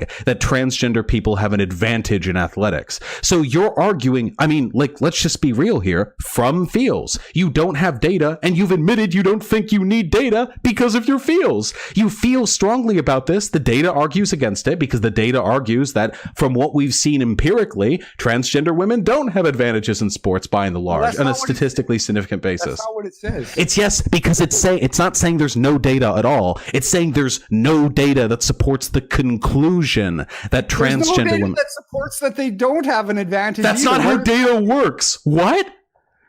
You can't find data supporting the conclusion that there isn't. Yeah, you could if like you claimed lots of trans people were competing in sports and doing really shitty, that would support the argument. Wait, they don't have to do really shitty. They perform about par.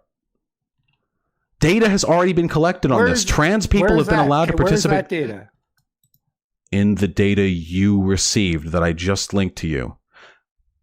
That there is no evidence indicating that there is a substantial gap between trans and cis women. You realize them saying there's no evidence that blank is not the same as them saying there's no evidence, period. This article wasn't written saying, well, no one knows anything about anything. Just believe what you want. This article was saying from the evidence that exists, from the methodologies that we've done, from the sports policies and research articles we've collaborated, we have not found any evidence suggesting that trans women on the large have an athletic advantage over cisgender women. That's what they're saying. We can move on to another topic if you want. I can't argue past you literally saying you don't feel like you should have to back up your points for them to be considered true. It's pretty fucking sad. So you think that as time goes on and they collect that data, you don't think that they've been collecting this data for 20 years. Trans women have been allowed in the Olympics for 17 years. Transgender people have been socially recognized for longer than that by medical organizations. Olympian. There hasn't been a single one. Because they don't get in. Because they're not outperforming cisgender women. Yes, exactly. They've been allowed in, but they haven't gotten in. I wonder why. Well, are they trying? Well, you literally just said that these people are transitioning to women because they just want to win. If they just wanted to win, why wouldn't they be pushing their way into the Olympics? Damn, you'll find any way of pushing back in your dumb fuck arguments. Trans women are better than cis women at sports. Well, then why aren't they Olympics? Well, are they allowed in? Yes, they are in. Well, maybe they're not trying. Yeah, trans women pretend to be women, but they're men to win sports. But they don't want to go into the Olympics to win sports, even though they've been allowed to for 17 years because, Men are stronger than women? I don't know. You got another one, my dude? So you don't think that... It doesn't matter what I think. I synthesize my opinions from data, my dude. Right. I'm asking you, though, to make a prediction that you think that this will hold, that as more research is done, that there's not going to be any evidence that comes up that shows that... Decades of research done so far, my dude, Areno. Now here's so you think it's settled science and that trans women have no advantage? Nothing is ever truly settled science, especially when we're talking about how it relates to social... You don't think that there's going to be proof that comes up at some point? That's your argument? All the data right now disproves me, but you don't think... It's just a conversation. Well, it's not. Wait. You're right. It's not an argument and it's not a conversation. It's a concession. So you're saying that there's no data that supports your point right now, and you're just like, you don't think I'll be proven right in the future by data that doesn't exist now? So let me give you this. Okay. What do you think? Do you think that... Let me give you. Trans women are going to be found to have an unfair advantage. Well, so far, there's been quite a bit of data done, or data collected and research done. Doesn't seem to be the case. Now, I, unlike you, form my opinions based on evidence, so I will not dogmatically hold my position. Buddy, there hasn't been a lot done. This study 20 years is plenty of time. Let me quote from the result of the study you just gave me. This review found... I gave you multiple studies. Or sorry, this one... The first one from the Springer article, Sport and Trans People, Systemic Review of the Literature. Right. To the author's knowledge, there's been no systemic review pertaining to the participation. Oh, yeah. So this is the review. Yeah. So. Yeah, this is it. Yeah. They said there's been no review. So here's the review. And it proves my point. So 20 years is more than enough time to find decent data on these trends. Yes. But okay, so let me give you this. Think it's fairly settled. There's no such thing as fairly settled when it comes to the social sciences, my friend. That shit's always changing. I'll give you this, okay? Because for the next 5 years, let's say, do you think this is going to change in the next 5 years? Again, it's so far it's been 20. So you'd think that if there was a trend towards identifying the advantage trans women have over cis women, it would have shown up by now. But okay, I think that there should be certain stipends or barriers put in place to prevent trans women from participating with cisgender women immediately after or before transitioning. So, for example, I don't think it's super duper fair for a person who has undergone no transition in a physiological sense, they're a male athlete, to then say, I'm a woman, I'm socially transitioning, this is my pronouns now or whatever, but I'm still doing athletics, put me in with the girls. I think that could be pretty easily exploited. However, I've seen a lot of data showing how HRT really fucking devastates bone density and muscle mass to a degree that it puts it more or less in line with cis women after a certain period of time. And most sports organizations only allow transgender women to participate after they've met that minimum length of time. So I think that as long as trans women have had a year, 2 years maybe, of HRT, I don't know, whatever the scientific literature said is fair, okay? Because I'm a science boy. Then once they've met that requirement, yeah, I think that the data will hold, that they are pretty much in line with cis women. Maybe slightly taller, I don't fucking know, but yeah, pretty much in line. All right. I don't. I disagree. I know, because you feel, but can you just say it's because you feel that way? I feel that way. Okay. All right. I'm glad. Thank you for your unparalleled honesty, my friend. You're welcome. Unironically feels over reals. But yeah, again, wait, do you know what HRT does out of curiosity? I haven't researched it as much as you. I've never considered transitioning. So, right. Well, you don't have to. Wait. You don't have to consider transitioning to research something that's essential to the topics you discuss online. I'm joking. Okay. I don't know. I mean, most of your unironic points. I mean, you should probably look into this shit before making confident points on it. So HRT is like a muscle and bone killer. This is literally like bitch juice right here. It gives you titties, makes you supple, but it fucking kills your athletics. I've seen women transition. I've seen what this does to people, okay? If you want to be beefy kid or whatever, this shit will kill you. So I think that a minimum length of time on HRT, I think that's a pretty reasonable stipend to put trans women in line with cis women in terms of athletic participation. It could be, maybe. I don't know. I mean, that's not what that other study showed, the one that I linked to you. Yeah, that one that was an extrapolation on how trans women would interact with the existence of an Olympian policy that's already been called into question for its arbitrariness. Yeah, but I mean, it's an ongoing discussion. Right. Just curiosity, you're not JQ, right? Because your chat's JQ and hard. Some of them do that. Don't put that on me. Wait, why do you cultivate an audience that JQs? I disavow. I don't cultivate that. Well, then they're right there. They're cultivated. Don't put that on me, man. I disavow. Stop JQing you guys. Aren't you guys supposed to be the party of personal responsibility? I take ownership of everything in my chat and my community. You take responsibility for what your chat does? Yeah, for the community in my chat, the things they believe. Yes, if I started to have a Nazi following, I would think, man, this reflects on me and my content. Yes, I'm very big on that personal responsibility stuff. You know how it be. I mean, you have a lot of commies following you, right? And I'm an anarchist technically, but yeah, so I totally take credit for their being part of my community. But I would never be like, oh man, what? Tankies in my community? No way. Like I wouldn't do that, you know? So why they JQing, my dude? I don't even know what you're talking about. It's okay, I get it. You disavow. You disavow. All right, you disavow. I get it. Listen, you're a communist, though, because you hold all the communist positions: anti-capitalism, gender abolition, white genocide. You're obviously a communist. Whoa, let's go. Whoa, white genocide. I'm white. I'm good living. I'm good. Or did you mean like fake genocide, where genocide means black and white people kiss on TV and like they're mixed race babies, that kind of genocide? You meant like bitch genocide, the kind that bitches I just mean genocide. Like generally like hating on white people. I don't know what you're talking about. I love white people. Your tweet that's saying America has a white male problem. Yeah, because I was talking about the shootings. I mean, I was being deliberately vague for like, you know, for the partly because it's Twitter and partly because I like inciting controversy and, you know, the way we all do on Twitter. But yeah, no, I don't hate white men. Dog whistle. It's not a dog whistle if I'm openly left-leaning. Okay, so you admit it. That I'm left-leaning? That you're a communist. I'm an anarchist, but I don't know if you care about the distinction between the two. Wait, I've never hidden this. What? Yeah, I'm full-blown, like, violent revolution, proletarian seize the state, abolition of whiteness, abolition of gender. Yeah, like, I don't hide my political views. I'm very open with them. Yeah, you're a communist. I'm just extrapolating that based on what you said. No, I'm an anarchist. We can call me a communist if you want to. Okay, I don't know. Do you know what the difference between a communist and an anarchist is? I've extrapolated that you're a communist based off the things you said. Okay, are you like trying to make a gotcha here, where you're like making fun of the concept of inductively reasoning what a person's beliefs are based on things they've done? Yes. Oh, okay. Well, the thing is that in terms of your understanding of communism and anarchism, these two things are so close together that you could kind of misfire and make prescriptions of one over the other.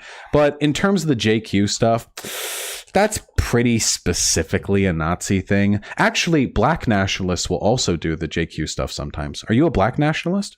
No, I agree. If you said somebody might be a Nazi because they're doing the JQ shit, I wouldn't argue with that. The question is whether or not you can call somebody a Nazi because they think the Crusades were justified. I think I said that Crowder was a fascist, not a Nazi. I don't know if Crowder's a Nazi. I doubt he would be. I mean, doesn't he take money from the fucking from some deep state pro-Israel people? He's probably not a Nazi. He's definitely a fascist, though. Well, the point stands. Well, I can easily inductively reason that Crowder is a fascist from his content. I can't do the same for him being a Nazi, though. Because he said that the Crusades were justified? No, there are many things that Crowder has done to indicate the fascisticness of his beliefs. Let's just take that one point. Is that a reason to call somebody a fat? I think you said Nazi, too. I'm pretty sure you said Nazi. If I said Nazi, then I think I said fascist. But if I said Nazi, I misspoke. I've called him a fascist many times. If I ever called him a Nazi, it was me misspeaking. I would call him a fascist. Odds are out on him being a Nazi. Probably not, though. It doesn't make much sense. Okay, but you agree that that's a ridiculous extrapolation to me. No, it's one part of a broader series of points that I would use to make an inductive analysis. Yes, you can never really know. For instance, if you're like a kindergarten teacher and you have a kid that comes to class every day with bruises all over and they like flinch when you like walk up to them and shit, like you think like, oh shit, maybe this kid's getting abused by their parents, you wouldn't have someone come in and go like, oh, they have a bruise on their elbow, you think that makes their parents abusive? You'd go like, no, it's part of a broader series of like points that I would use to indicate. Yeah, but again, that's like a direct relation that they've undergone some kind of physical harm. There's plenty of legitimate reasons to consider the Crusades justified. Wait, there are plenty of legitimate reasons to bump your elbow and get a bruise on it. That doesn't necessarily... Wait, are you saying if a kid has a bruise on their elbow, that means their parents are domestic abusers? Well, no, but yeah, then if a person defends the Crusades, they're not necessarily a fascist. But that, in line with other things, might indicate that they are. I can talk about why I think that's the case.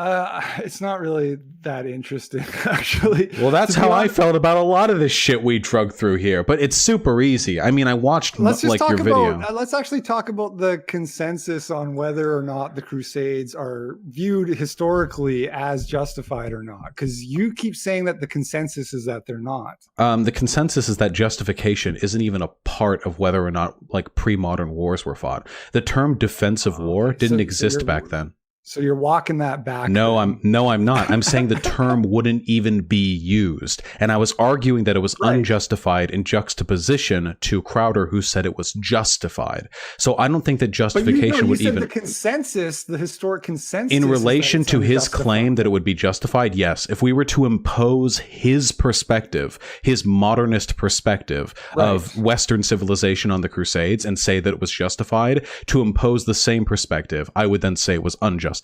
But no historian would make that claim because no one would use the term justified or unjustified. You have said that that's a historic consensus. That's what if you apply his framework, I can go over my reasoning if you would like. Is there a citation on that? Like, how do you conclude that there's a consensus based off of you as an individual applying somebody else's framework? Like, I don't think there's a bunch of historians that have said we need to view this through Stephen Crowder's framework and reach a consensus. Right? No, but there were a large number of historians on communities that I followed online. Three Arrows did a pretty good breakdown of this, where he discussed this. He called it temporal anachronism, or was that the Sean and Jen video? But on the Our History and Our Bad History subreddits, there were two very interesting threads following Stephen Crowder's making that video, where they were like, so was the Crusades actually justified? And a bunch of people came in with some heavy fucking citations, and they were like, no. What? Like, no. This is a complete fucking bunk video. This is a bullshit video. Okay, sure.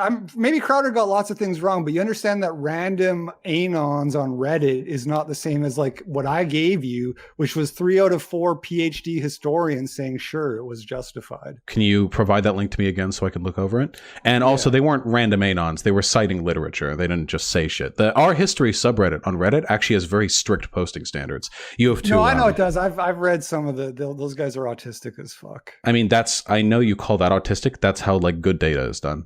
I say that with love. Okay. All right. Loving autism. I'm autistic myself, so you know. You don't say. All right. Here's that link. That's what autism means. It's getting science right. All right. So, and PhD religion. Isn't this is just one person's website? Or he's describing the panel that they had. So they had a panel of 4 historians. Oh wait, don't I know this person? Wait, I'm pretty sure I've heard about this person. Andrew Holt. Chat, isn't there something about this person that makes them less than trustworthy? I know I've heard about this in the past, or I could be misremembering. If I'm wrong, I'm wrong. Feel free to take a look at the website. So the thing you gave me here, First Crusades Defensive War 4 Historians Report, and then it's just 4 historians in a room. This isn't really like... if you read the blog, he describes that there's a bunch of historians in the audience as well, and that they had chances to ask questions and raise points. What was what was the conference they were at? I can't remember. It probably says in the thing there. It's the Society for Military History. Okay, Society for Military History. Oh, this is on the First Crusade only. Yeah. International Organization of Scholars. So 3 out of the 4 people on the panel said that, yeah, they all agree that it's kind of a stupid question to ask, but 3 out of the 4 said, sure, you could describe it as being defensive. Wasn't the First Crusade when they were trying to take Jerusalem? Wasn't Jerusalem last taken 300 or 400 years beforehand? If I remember correctly, when Jerusalem was first conquered, like, who's the first group that did that? Like when the Muslims conquered it, like 400 years beforehand, they were relatively gentle in their conquering of Jerusalem. But when Christians came for the first crusade, they fucking annihilated it. Well, they are. I know you think that all Muslims are like barbaric or whatever, but they had their own civilization, and their own like set of laws and stuff. But then when the Christians came back in the first crusade, they said like the streets ran rivers of blood. Like they fucking brutalized that city.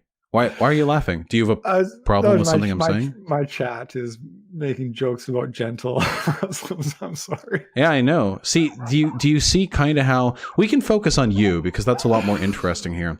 Do you see how like your political perspectives? Just to wrap this point up here, so you have a consensus. Well, no, you have 3 people on a panel of 4. Well, hold on. You have 3 people on a panel. No, 3 people and a conference. I'm sorry. When I say historical consensus, I don't mean all the. I'm sorry. I don't. Yes, of all the historians in the room at that panel. Yes. That's not usually what people mean when they say consensus. Ah, yes, a consensus of all white men in America agree gender should be abolished, as long as you're taking data from my room alone. 1 out of 1 say it. No, okay, don't. That's not what consensus means. So this is 3 out of 4 people in one room who say the first. So hold on. This is 3 out of 4 people in a one room and one conference arguing that one of the crusades was a defensive war, after acknowledging that the very concept was stupid to begin with. Sure. So what citation do you have that? Sure, let's go over it. Yes, let's go back to my data. Is it going to be r/Reddit? I mean, I'm going to use the history or whatever. I'm going to use the history threads to find the sources. Yes.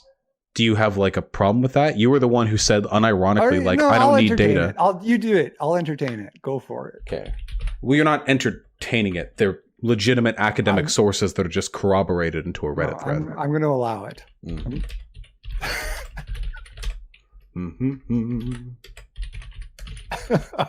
r/Reddit.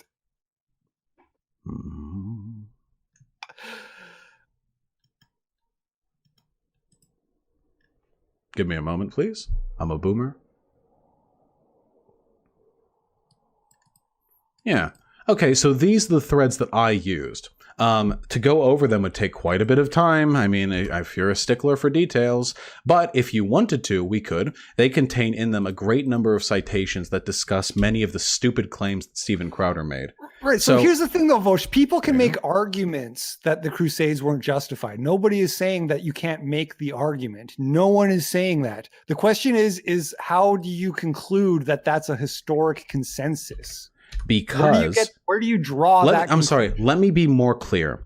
There is historical consensus, to my knowledge, on the idea that the framework through which Steven Crowder assigns legitimacy or justification to the First Crusades is completely bunk, because wars conducted at that time were never done in the name of legitimacy or defense. They were done in the name of, well, power grab.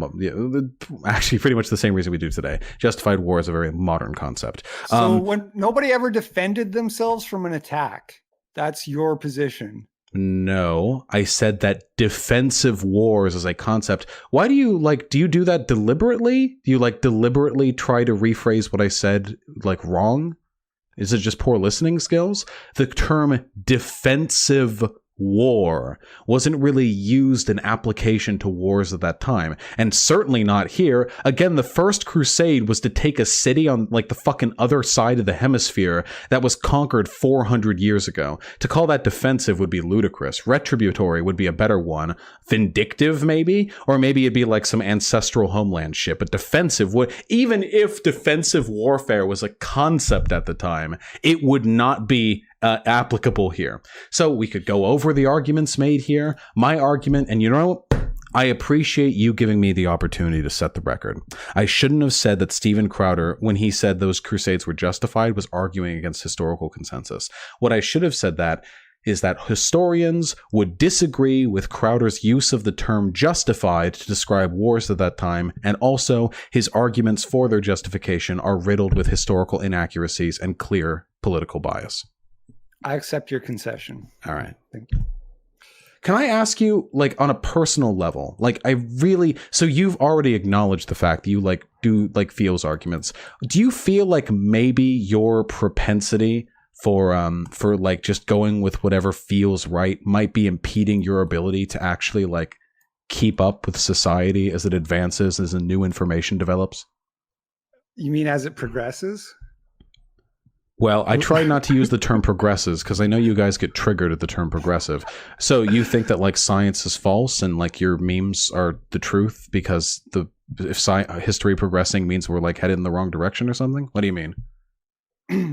Well, what do you mean? In what way am I holding myself back? Well, literally every point here has been you, like, conceding. You conceded on the Parkland thing. The original FBI versus ADL. Yeah, the Parkland thing I pretty clearly established was motivated by far right politics. No. Not only if you originally argued he wasn't even right wing, and that the swastikas. Yes, you did, and that the swastikas were memes. No. Oh no. The dude was an angry incel who got rejected by a girl and flamed out and shot up his school on Valentine's Day. You fucking retard. And talked about how he hated N-words, how he thought that miscegenation was immoral. That's as related to his killing as because it was Dayton very clearly indicated that his misanthropy and his hatred of people was motivated by his far-right political views. Where is that indication? We literally went over this point, my dude. Are you like Dory from fucking Finding Nemo?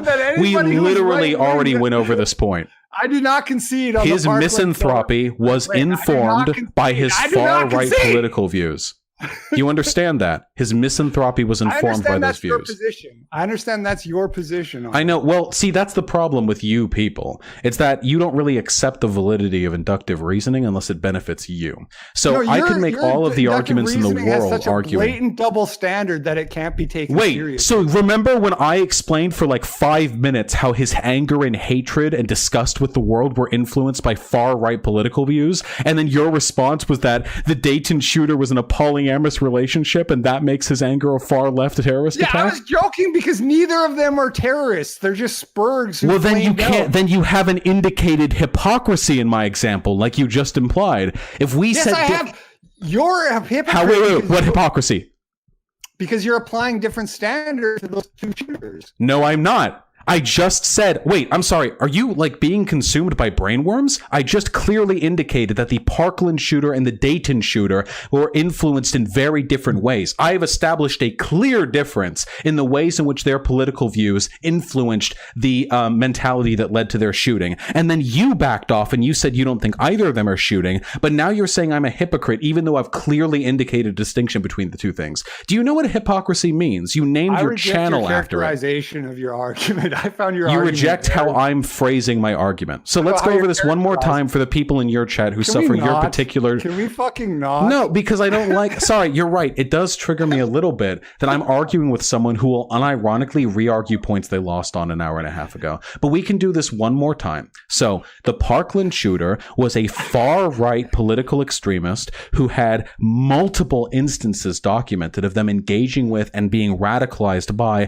far-right hate-fueled political perspectives, and those perspectives fed tremendously into his violent impulses, which he then carried out in a shooting. Clear motive established, clear pattern, clear relationship. The Dayton shooter, their shooting seemed to be inspired by nothing other than what? Misogyny, bitterness, loneliness, but none of that tied into their political views. There was no like unearthed documents of him in far left, like Chapo cell circles, like talking about how he hates capitalism and he's waiting for it all to end. So I have established a very clear difference between the way in which the political motivations of both of these two affected their shootings, which means that because I draw the line between those two, I have no hypocrisy in how I establish this. If you define political shooter or like a politically motivated terrorist attack as someone who clearly and explicitly writes a manifesto that explains why they're doing what they do and nothing much before that, that's on you. The ADL disagrees. I disagree. But to say that I am a hypocrite in this regard is to be factually incorrect.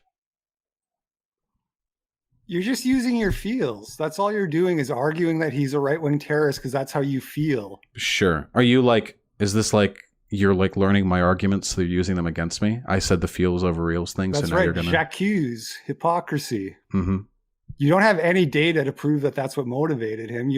That's how you feel when you look at the characterization of him in the media. So one more time for your audience, you can't secure data on somebody's thought processes. You can only make inductive reasoning because it is impossible to know what is in somebody's mind.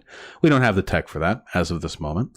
So I have explained pretty concretely how I have inductively reasoned based on the available data, which you can't counter because you don't have any evidence that the Dayton shooter was in like far left, politically extreme, radicalizing cells. From the data, I have intuited. That's all you can really do. It's inductive reasoning. Radicalizing cells? You mean hanging out in like a WhatsApp group with his friends, shit posting? That's what you mean by radicalizing the cell? Yes, some WhatsApp groups can be radicalizing cells if they're talking about how black people and Jews are going to end the world and how fucking white women who miscegenate and stuff, they're race traitors. Yes, those can be hate-fueled cells. So, since you have failed to provide any data that defeats the intuitive reasoning that I have posited, there is no hypocrisy in my position, nor is it feels-based. Intuitive reasoning and inductive reasoning are two different things. You are arguing from intuition, your political motivation to discredit everything I say. I am arguing from a clear and consistent set of principles. Is there something else you'd like to argue here? You don't think it's interesting that he did the killing on Valentine's Day and shot up a bunch of white people? Do you think that, no. Like, it's interesting in the sense that it's a fun tidbit. When I pop open my Snapple bottle and I read the label on the underside of the cup, like, factually, the Parkland shooter killed white people and it was on Valentine's Day. I would look at that and go, neat. I would not look at that and think, this means there's no way that his political view was influenced the shooting. Also, I'm pretty sure like 9/11 killed at least one Muslim. Like, does that mean it wasn't a Muslim terrorist attack? What standards are we applying here? Actually, it killed more than one Muslim because they're the ones who hijacked the plane.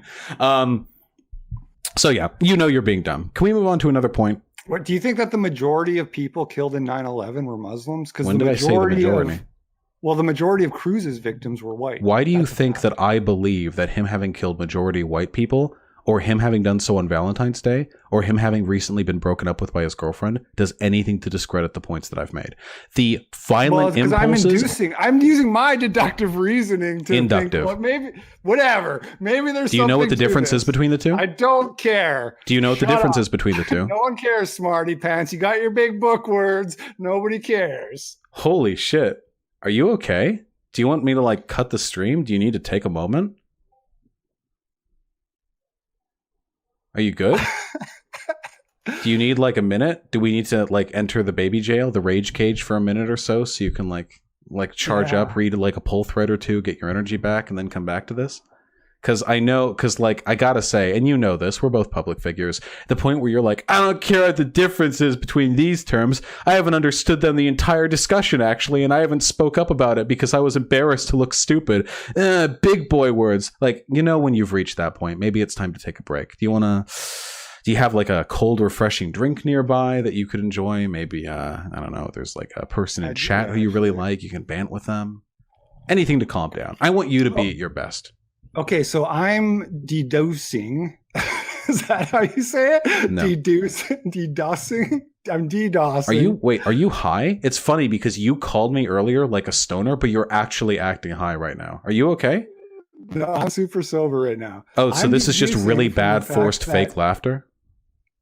No, I find this really funny. Oh, okay. Well, I don't think it's funny. I think that he wasn't it's inducing, for one, and I don't think the woefully poor state of American education is a joking matter, my friend. I'm taking this very seriously. You're you are a testament to the validity of everything that I do. You know that? Because I fight against anti-intellectualism as hard as I do the fascists or whatever. Yeah, I'm very intellectual in my stream in the sense that I value data and the reasoning process. I'm laughing at the chat. I'm not laughing at you. It's okay, man. It's okay. Pay attention. I'm not looking at chat right now. Okay, it's just you and me. Right. So do you know what the difference is between? Do you know what the difference is between deductive and inductive reasoning? Why don't you just say it? Sure. I know okay. it, but why don't you just say it? So wait. Yeah, you know, but why don't I say it? Got to take some time to Google up the answer, do you? Okay. You know what? We all know whether or not you know it. I'm just going to say it, okay? Deductive reasoning is when you reach a conclusion that necessarily follows from the evidence available. So let me give you an example, okay? If you have two truisms, all swimmers wear red, and then the second truism, Bob is a swimmer, we can then deductively reason that Bob wears red, because all swimmers wear red, Bob's a swimmer, therefore. So that's deductive. We know that answer to be true. Inductive reasoning, however, is when we arrive at a conclusion which is only supported but not necessarily follows from the evidence available. Now, it is not possible to deductively reason what's going on in somebody's head. You can never prove it. You never know if someone's just memeing. Am I right? So, for inductive reasoning, we instead use the evidence available to try and build the best case that we can. Most forms of reasoning that we use in social and political arguments are inductive. And I think I've done a pretty good job distinguishing the Dayton and the Parkland shooters in terms of how they were influenced by their political perspectives. Okay, well, so do I. That's cool. We can move on. Are you do you consider yourself a champion of the white race? The champion of the what? Well, you're a white supremacist. Do you consider yourself a champion of the white race? Like, do you consider yourself to be emblematic of the values that sort of leads white people forward? That you're like not an ancestor. Sorry, you're the progeny of the Enlightenment. You're Bach, you're Beethoven, you're Adam Smith. You're leading the people forward. You know. No, I wouldn't say any of those things. I especially wouldn't say I'm a white supremacist. I know. I mean, you probably wouldn't say that because only one of us cares about being honest with our views. You were unironically like 1350ing me on Twitter, but that's okay. So you don't have to speak for white people. Maybe you can speak for America. You're American, right? No, I'm Canadian. Wait, really? Yeah. Oh, okay. Earlier I said, like, this is a failing of the American educational system. I would like to retract that comment in light of this new evidence. Well, I will tell you something, Vosh, is I came from a really poor background. Like, I grew up in poverty, and I know you probably come from an affluent background. So moderately, yeah. Yeah, so it's cool that you have a really cool, expensive education and all that, and you like to rub it in my face because I'm just a lowly member of the proletariat who doesn't know the fucking big school words, the big learning words that you know. But I thought that like you cared about the marginalized and the working class and stuff like that. But you seem really elitist the way you talk down to me. Well, I don't talk down to you because you're poor. I talk down to you because you're a bigot. And you're not just stupid. You're very proud of your stupidity. Because I'm a bigot. Mm-hmm. Okay. Yeah. Okay. Well, you know you are by my definition. So we don't have to argue. But like by my definition, you know you're a bigot. We don't have to split hairs on this one. But yeah, no. So I was publicly educated. I paid for my own. What do they call it again? AA? How am I forgetting the acronym here? Associate's degree. I paid for my own associate's degree working through college, and I saved up enough money to finish my my bachelor's at a relatively low-level state university. My parents helped me, but never so much that I was under their wing. So I'd like to think that I did decent for myself in these respects. What's not relevant, however, to this conversation is our respective levels of education, because the things that you are and the things that you believe do not necessarily follow from your having been born to like a poor family. Like, you didn't have to be like this. I've had poor friends. I have poor friends. They're not like you. Be like what?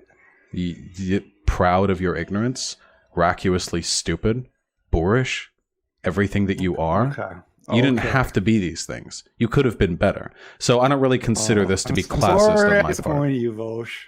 I'm sorry? So I'm sorry I've disappointed you, Vosh. I'm sorry. Well, you haven't, because I expected very little from you coming into this conversation. I wouldn't say that you've disappointed me. If anything, I'd say you've reaffirmed my opinion that what I'm doing is right.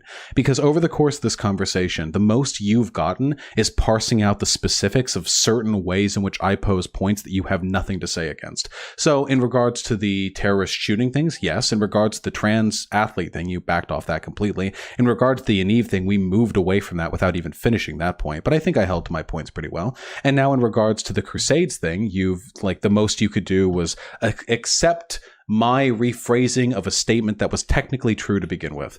So yeah, like that's where we are. You know, if you wanted to be like correct more often, you could just drop this shit and, you know, be a left-leaning person. Don't suppose I could move you in that direction, could I? You think that being left is inherently correct? It's more correct than being where you are, but there are tons of like wrong left-leaning people, but it's closer to the truth than where you are. I disagree. I know you do. We can reform you. You realize that would be like the hypest conclusion to this discussion, right? If we could bring you over to the left. It's so nice over here. I know, like, I don't know how, maybe you're like one of the angry right-leaning people, or maybe you're one of the edgy, disaffected, nihilistic right-leaning people. I don't know. There are a lot of flavors, but I'd be willing to bet I could take a guess that somewhere inside of you, deep underneath that caked bullshit you've gotten from poll and YouTube comments and whatever news site articles you like to read, somewhere underneath you, there's some level of dissatisfaction with your life that I think could be solved with some good old left-leaning praxis. Do you like being correct? We've got that for you. Do you like having good prescriptive solutions to society that will make people's lives better? We've got that for you. Do you like being pro-science? We've got that for you. You know, I didn't know if you were a serious person, but then you said the word praxis, and it really hammered it home that you're not just like a LARPer online. Do you know what praxis means? You're really living the life. Yes, I know what praxis means. What does praxis mean? Okay, let me answer that. I need to talk for a second. Wait, can you answer that really quickly? Because this wouldn't be the first time. I'm really slowly, so shut your fat fucking Okay, I'm going to define it beforehand because I don't want you to... Shut the fuck up and let me talk for once in your goddamn life. Are you okay? Jesus fucking Christ. No, just shut up. Just shut up. You invited me on your stream. Let me talk. Just let me fucking talk. Why don't you talk? Can you talk the definition of praxis for me? Can that be... I'm going to tell you. I'm going to tell you, and we're going to tell it my way. While you're yelling like this, you probably can't focus on Googling the answer. You might want to calm down and either say it now or Google faster, buddy. You think I'm Googling? Because I don't. Praxis is fucking when you put your ideology into practice in your real life. Damn, you got it. Only took you 30 seconds. So yeah, converting you would be a definition of praxis. Now let me tell you a little story here, Vosh. I'm ready. I went through a communist phase when I was 16 years old. Right? I'm sorry. I had a pin of Chairman Mao. I had a copy of the Communist Manifesto, which I bought from a used bookstore. I had a picture of Lenin that I would use as a bookmark, and I would go to coffee shops and read it sitting at it was a very fashion statement thing for me. It was very important to me that people would see me reading the Communist Manifesto, but I did read it. And I read a history book on Lenin in the library, this big, well, it was actually on the Soviet Revolution, the whole thing, this big history book. And I read about Cuba Revolution, and I really liked Castro at the time because Castro was a guy who practiced praxis. Castro was a guy who lived with the army in the fucking underground tunnels and shit. He ate pork every day. He slept on a fucking bedroll for years. Castro was a real revolutionary. You know what I mean?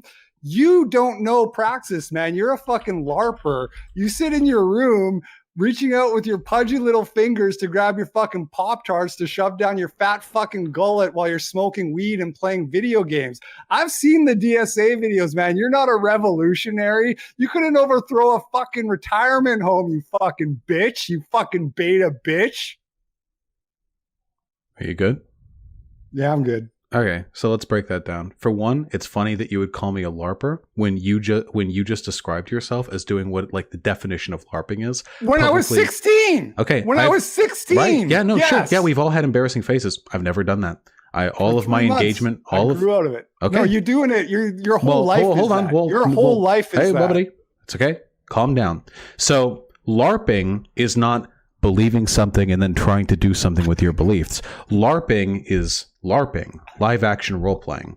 So what you did back there in your little phase, that was LARPing. And it's okay. We all have our little moments. It's fine. I did the same thing with me pretending to be Irish for a little while. You know, we all have our little moments. And what I do today is I do what I can, given my knowledge of streaming and internet memes and what have you, to try and effectively give people arguments that they can use against people like you.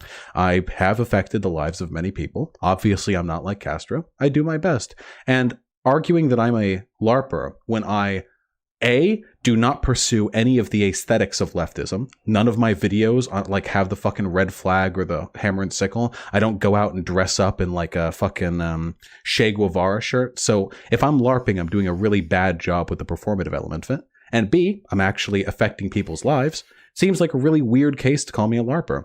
I don't know what that little tantrum was about me being like a fat soy boy who couldn't overthrow like a retirement home. It's pretty funny that you like impugn my appearance when you unironically argue from behind a foot like a picture, like a Socrates statue. Like that's one step above using a furry avatar as your YouTube icon. So I wouldn't talk. It's several steps above using a furry. No. If actually, I'm gonna maybe chat, maybe you'll disagree with me on this one. I would actually respect you going out of your way to make a furry avatar more than you just using like, I'm smart. Who's a smart guy? Socrates. I respect that a little bit more. It's funny because Socrates was a huge proponent of rationality. You've unironically argued against the concept of data-based reasoning in this stream. So I don't know, maybe if you were important, he might be rolling in his grave, whatever dust he's turned into. I honestly don't even know how you look yourself in the mirror, man, if I'm being honest. I look myself in the mirror probably the same way you do. I primp my beard and try to make sure my hair is symmetrical when it's up. But literally, do you have like 3 mirrors taped together, or you just kind of slowly walk by and take it in a panning motion? Is this a fat joke? These would be a lot heavier if I was actually like really fat, but they're not. Everyone's looking at me right now and nobody gets it. I thought it was all right. Let me ask I know you it's the best you can do. Well, hold on. Can we focus on the LARPing thing? Yeah, that's what I want to take it back to. Sure, yeah. Can you be anti-capitalist and eat Pop-Tarts? Really quickly, what is your thing with Pop-Tarts? My thing is that if your problem with capitalism is that it's exploitative, right? Exploitative. When I was in 8th grade and I didn't know how to pronounce a word, I would do this big theatrical, like overly mispronouncing it thing to show the audience how much I didn't give a shit. LARPing? Well, more important than whether or not I was LARPing, I was in 8th grade, my friend. So kind of like how I was 16 when I pretended to be a commie for 3 months. Yeah, and the problem is you're doing that shit right now. So maybe calm it down a little bit. If you don't know how to pronounce a word, just take it slow. I love how you keep telling me to be calm. Well, you've unironically gotten triggered and like freaked out several times over this stream. So I'm just trying to keep us all in good health. I don't want you to have a heart attack. I have no idea if you're like fat or skinny. I don't know. You hide behind an avatar. I don't know if you're like on the brink of a cardiac arrest. I don't know. I'm just trying to keep you healthy, my dude. Yeah, you should be worried about my health. That's definitely the way this should. So it's exploitative, right? And it exploits the workers. I'm like saying what you probably believe. I'm kind of like saying my perception of what you would say. And it exploits the consumers, right? And so one of the ways that because I want to make something clear. I'm not one of these people who says, oh, you claim to be anti-capitalist, yet you make money and you sell things. Interesting. That's not what I'm saying. You're not about to do that? No, that's not what I'm doing at all. That's not what I'm doing.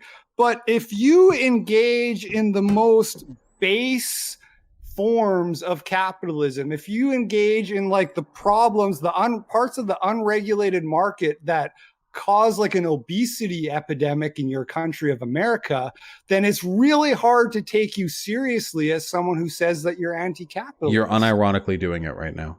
You're doing I'm not. There's a huge difference between you make money to earn a living and you like eat Pop-Tarts or fucking frozen pizza and Doritos and shit like that. Wait, what types of food are okay to eat if you're a leftist and not LARPing? Healthy food. Food. Okay. Real whole food. If you even LARPed as a leftist for any length of time, you should be familiar with the phrase, there is no ethical consumption under capitalism.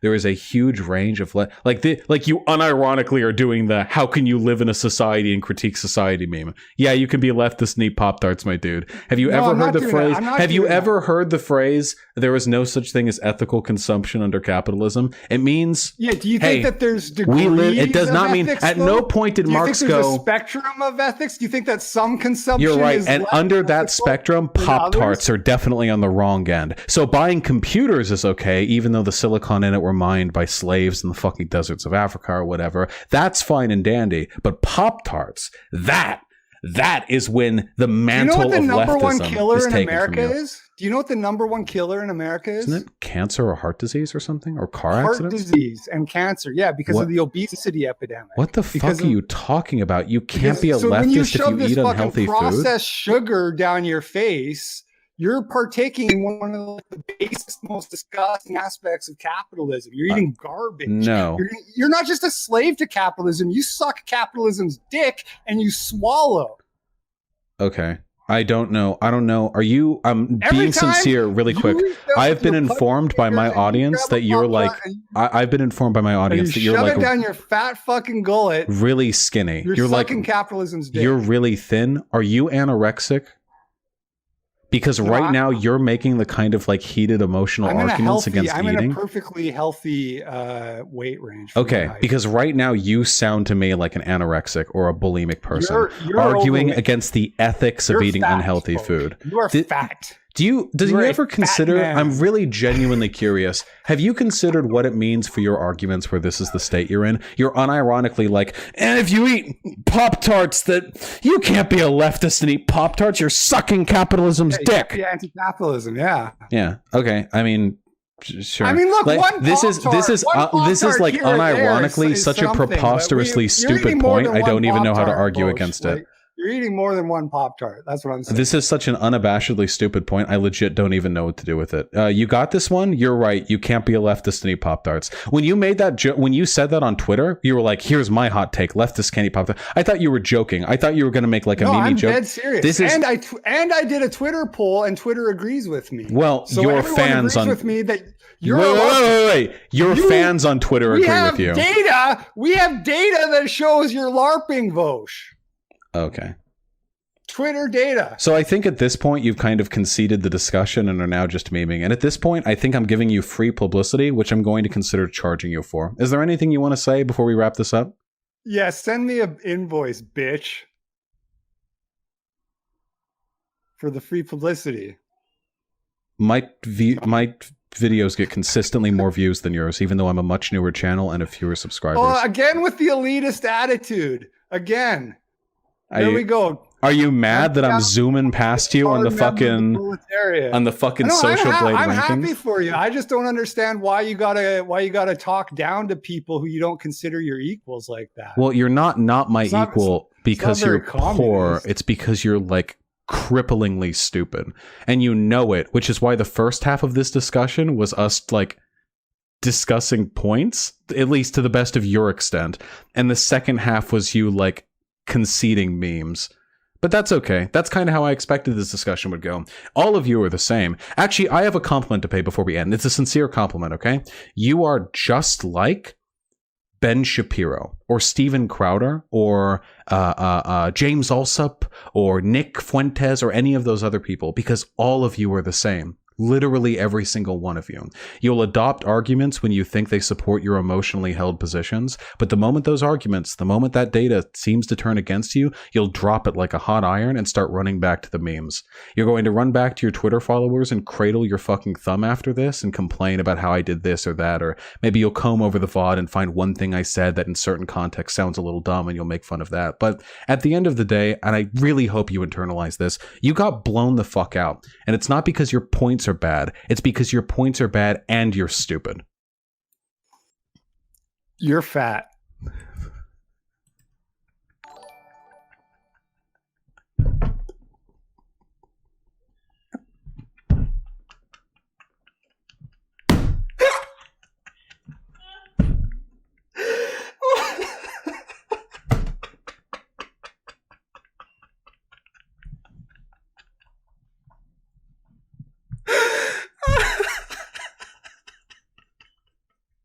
Ah, fuck.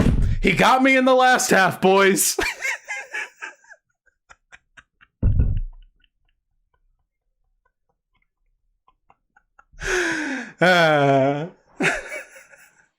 Damn. Loser POV. He got me in the end. God damn.